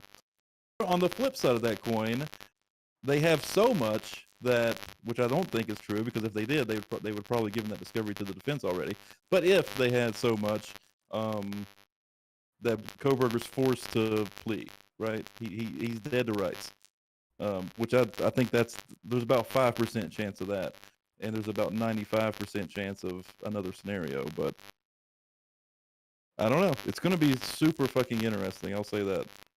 And all this work that everybody's doing up until now, up until we get there, till we get to that preliminary hearing, till we get to the actual trial itself, is it's kind of amazing to see what everybody puts together. And Sub, that credit to you. Like the stuff that you put out there, I really enjoy it. Honestly, Hey, get you thinking, dude. Like you spawn conversation. Like it's awesome.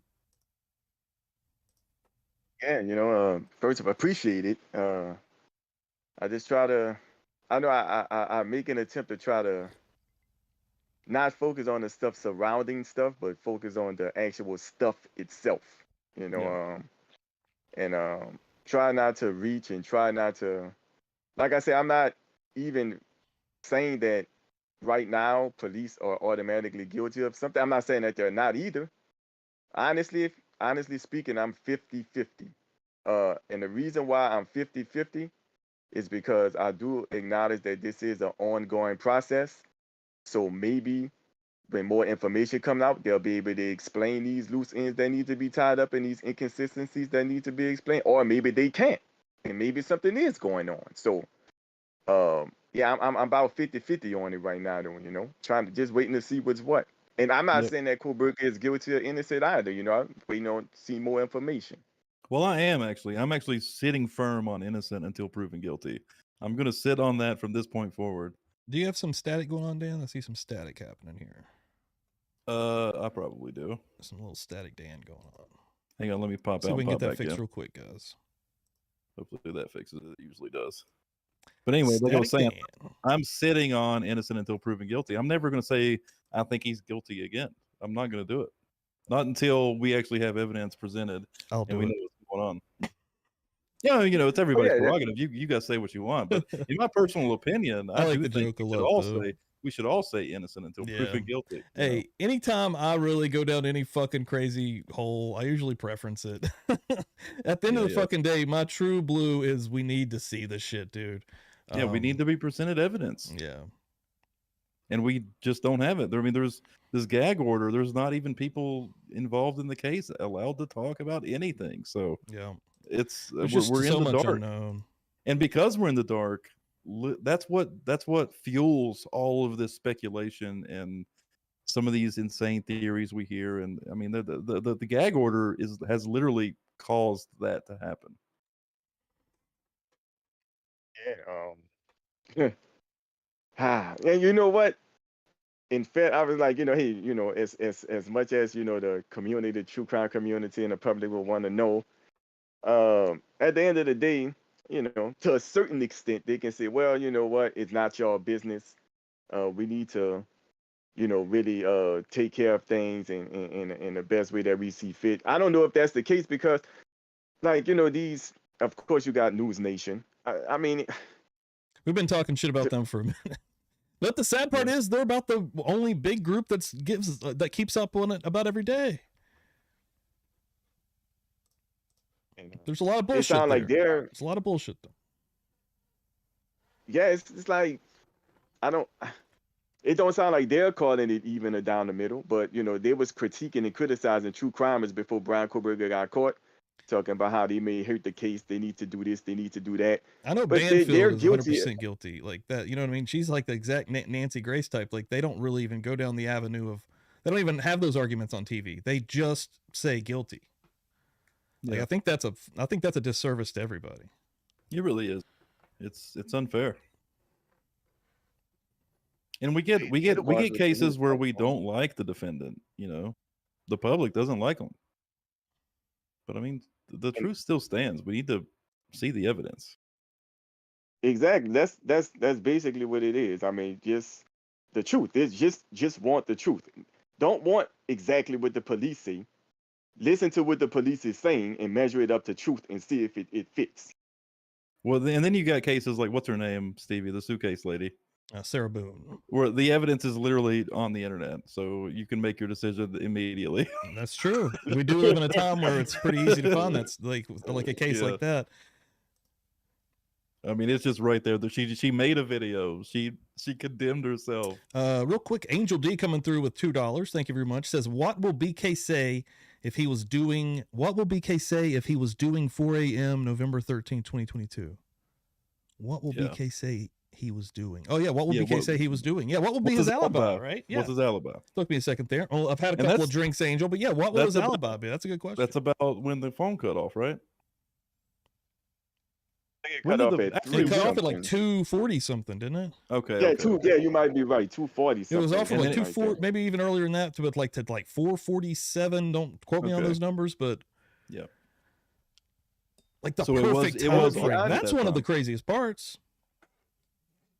And I mean, I brought up the fact that it's possible that. So I would love to know what kind of phone Bryan Kohberger has, because if you have an iPhone, from what I understand from my research, is even if you turn your phone off, like physically hold the button down and turn it off, but the battery is not dead, it's still pinging. It's still traceable.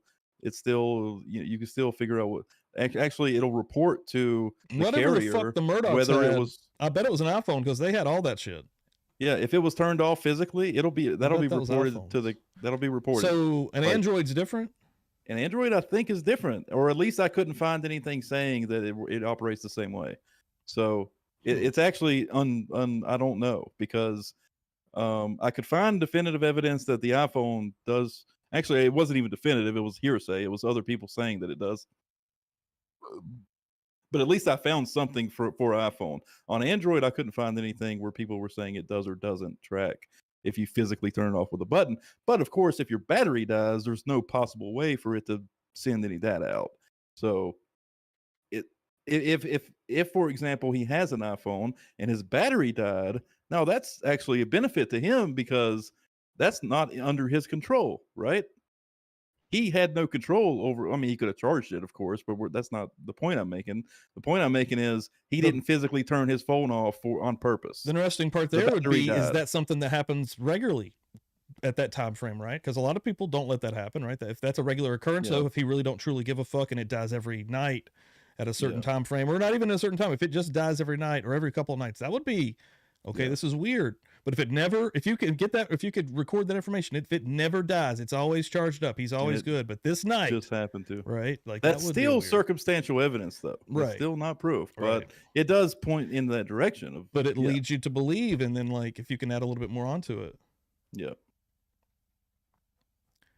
Still just one side of the story in relation to his phone being off. We only heard what law enforcement said. We don't know what the defense have to say about that. I can't wait for that part. One side. Yep. Dude, that's gonna be awesome, man. Like, and again, the opinionated idiot was just saying on the Drunk Turkey show, it's probably gonna be a long ass time before this happens. But man, that's what we need. I gotta take a quick break. I'll be right back, fellas. Cool, man. I'm gonna keep plowing through this video here, so. Okay.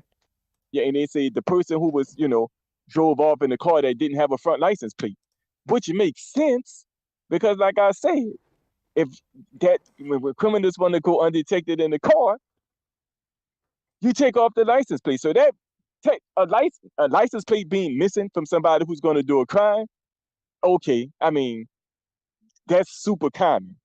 That really don't prove anything. But like I said, the thing was, and the thing that kind of got me about the conversation that I was hearing, is that even without DNA and all this other stuff that I just ran off in relation to the car and the evidence or the lack thereof, people would still make that car Kohberger's. Now, without the DNA and the stuff that I just named, you wouldn't have absolutely no proof from what we know right now. And the people were going off what they know right now, because that's all we know is what we know right now. You would have absolutely no proof that this is Bryan Kohberger's car, but would still make it his, right? And it's only because, law enforcement say that's the guy, so that's just going to be that. Even if there's no evidence for it being his car. That's dangerous. That's very alarming, Hey, you gotta, like I said in prior videos, hey, you still gotta, use your own reasoning and use your own logic.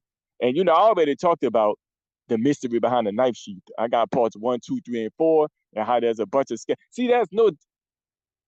It's all that. There's very little definitiveness with these things. I talked about it in the mystery behind the knife sheath. How the vague language. How somebody appeared to see a knife sheath.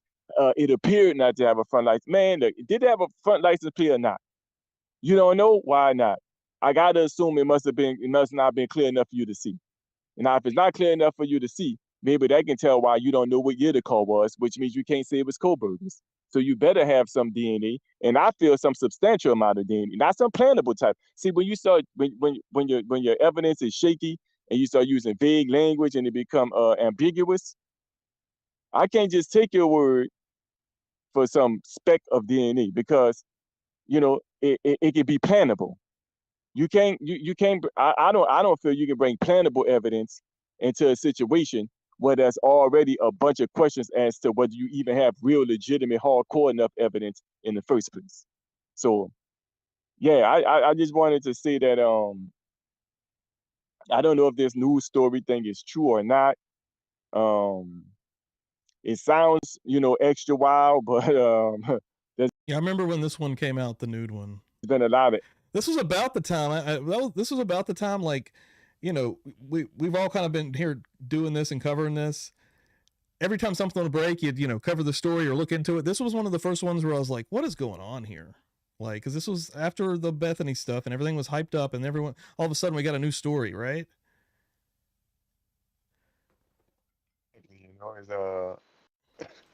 That one was extra wild. The nude guy. That was. I don't know. I mean, I've covered a lot of the wild ones, and I'm sure I will again. But this was the one that made me go, "All right, we just need to kind of chill out." Oh man, that's funny, man. I think that one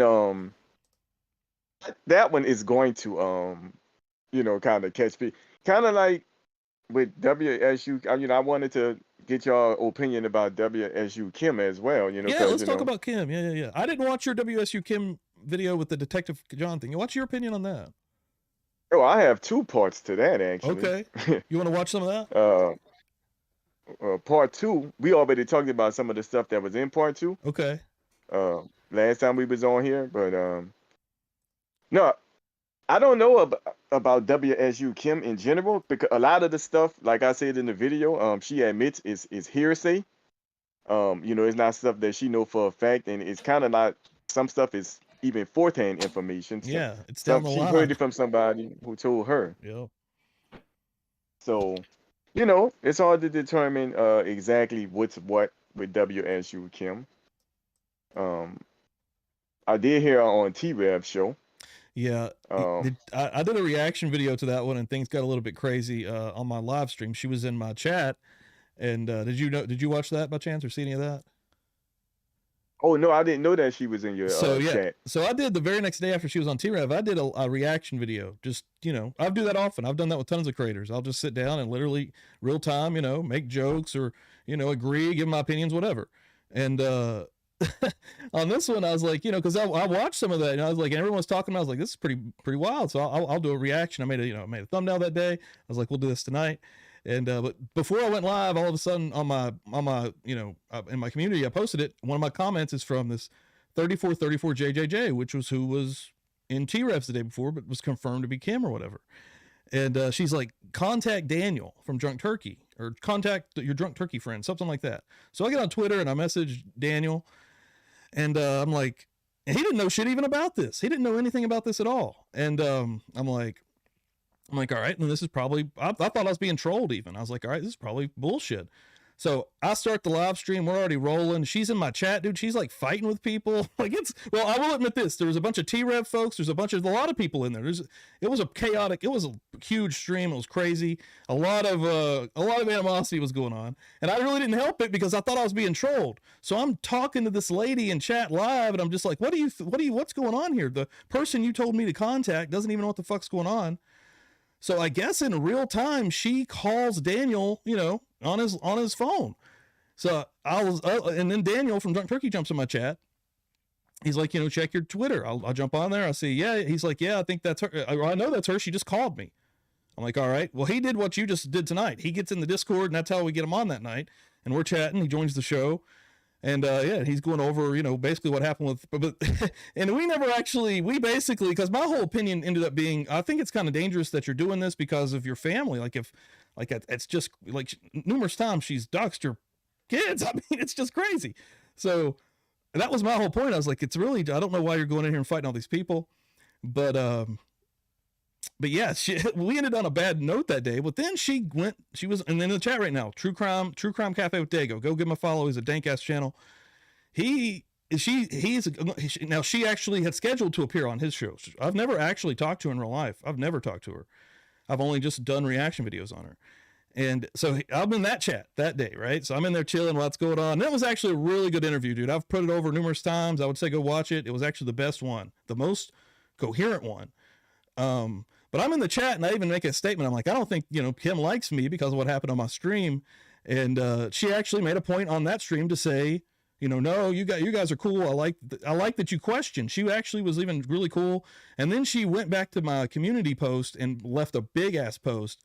And I've said it numerous times here tonight. We've been talking about this numerous times. I can honestly see why she acts like this and why she's so freaked out and why she keeps coming on here talking. And I can also see the point my point, why the fuck would you keep doing this? It's dangerous. I can honestly see both sides, but I think we somehow came out of all that with not hating you. I never hated her, but it was a real fucked up situation at first, me thinking she was a troll, but I don't know, man. The whole thing's weird. And again, I come back on that. I think I don't recommend for her to do that. That seems a little bit too wild. And then even the stuff we were talking about on Drunk Turkey tonight, man, that's, if the cartel's involved, dude, we don't need to, that's craziness. The Kim stuff. So I'm so glad I see in chat people agreeing, and this has happened over several streams. It's probably not the majority, but I do see a couple of people sharing my same thoughts on her, as in she should stop doing this. We've heard her story.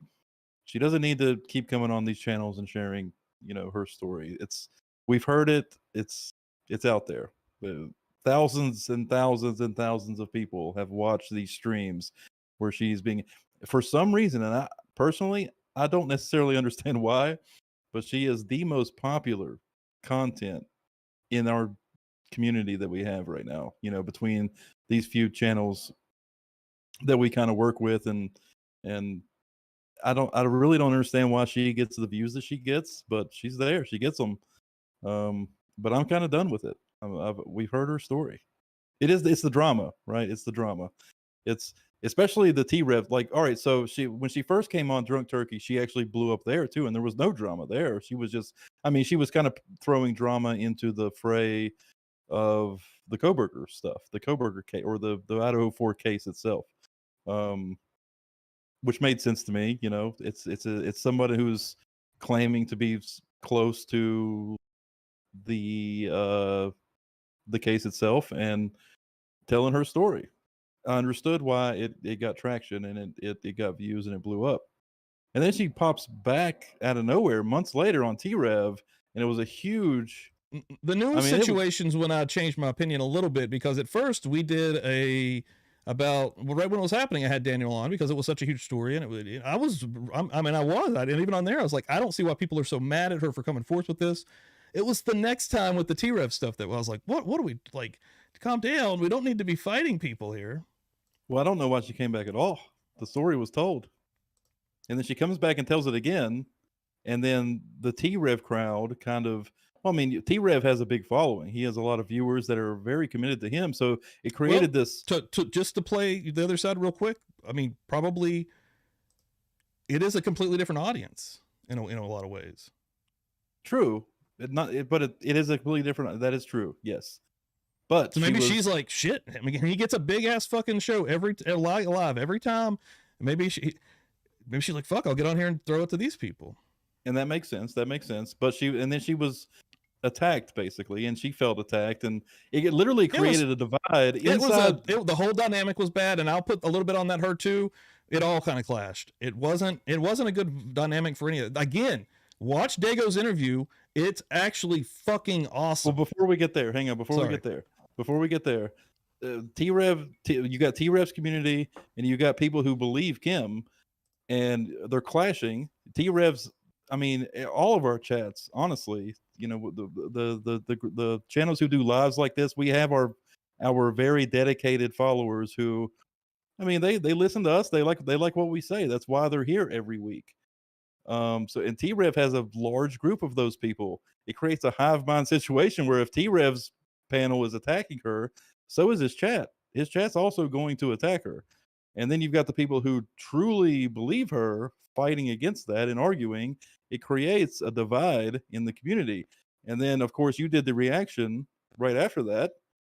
And that same divide came over into our chat. It did. And T-Rev's people were there, and people who T-Rev, dude. I like T-Rev, man. I like that show. It was just not the right dynamic for all that. Dude, it happened to me, man. I started that live for different reasons. I thought I was being trolled, but I still started it with the wrong mindset, and the energy never really left. My energy and the chat's energy kind of matched mine, and it really did go off the trails. Dude, if you go and look at that live stream, it's one of the only ones that I've ever done. YouTube decided to block the chat. I didn't. You can't read the live chat from that night. It was completely out of because control. it was so trash. No, it was. I was watching the chat, and it was insane. I couldn't keep up with like the. There was like 500 people in here. There was like 600 people in here. It was crazy. Yeah. And then things died down a little bit. Well, actually, no, she went right back on T-Rev. But no, the very next day she went to T-Rev. I'm kind of ignoring that one. That one was. I thought that was. I've heard that one was better, and I haven't watched it, but. I thought it was a dumb move, but maybe they were clearing the air. I haven't watched it myself. I've heard, well, you know what? I'm actually talking to Detective John, and he said that the whole reason for that was basically to have like a normal conversation, like, and he totally thinks she's bonkers though. Like he doesn't believe it at all.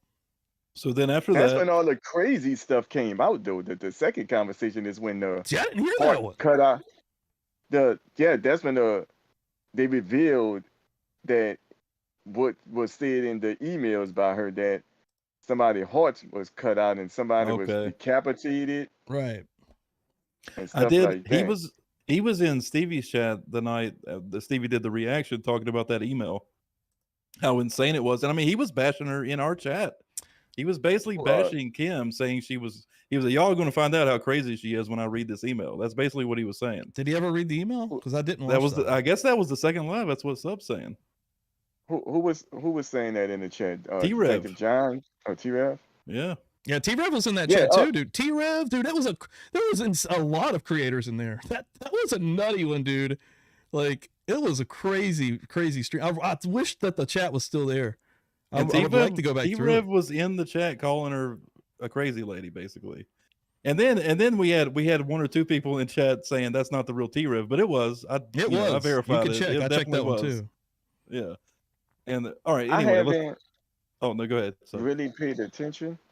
Honestly speaking, the first time I really paid attention to her talking was on the first T-Rev show that she done. Well, not the first one, but the one recently.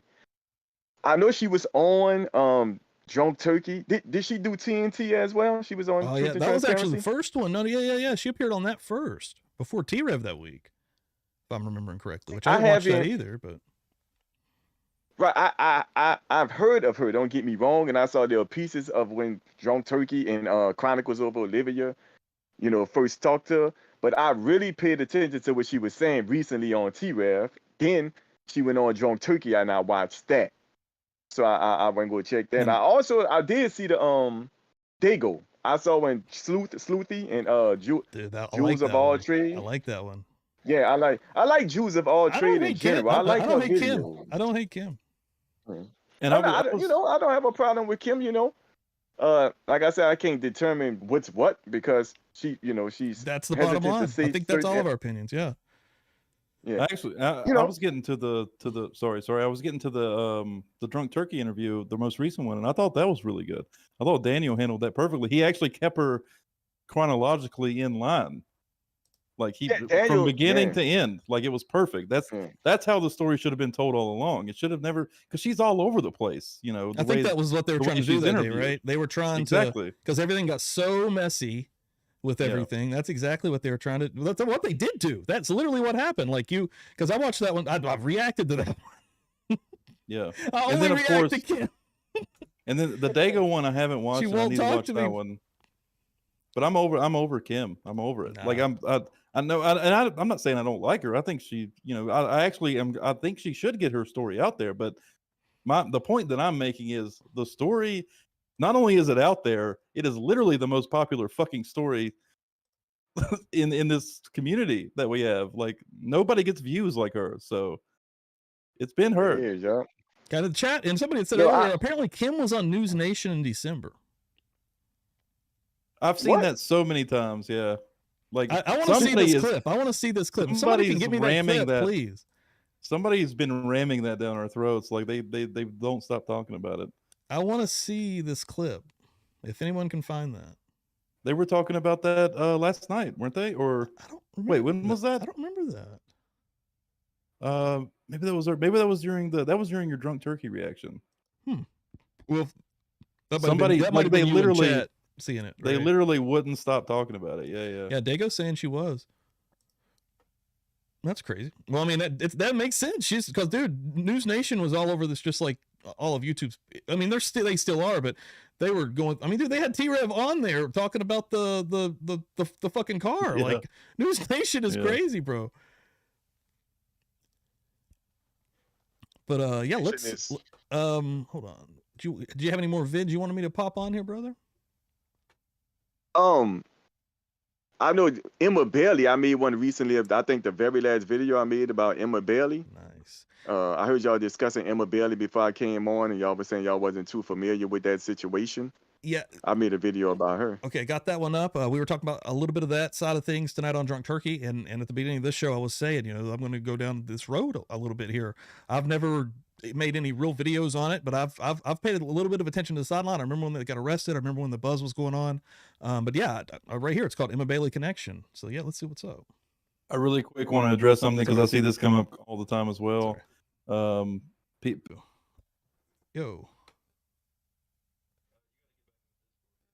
Oh, hold on.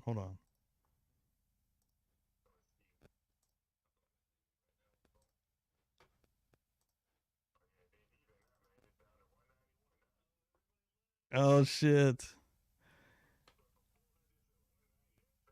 Damn. Oh, dude. I actually think it was Discord that fucked it. Yeah, my Discord's not starting back up. Oh yeah. Here we go. But other than that, well, what's crazy is it still says streaming. I think I'm gonna have to stop it though and just close the browser, right? Or OBS. Yeah, kill OBS, I guess. Yeah, let me. Well, will we be able to keep sub? Yeah, I'm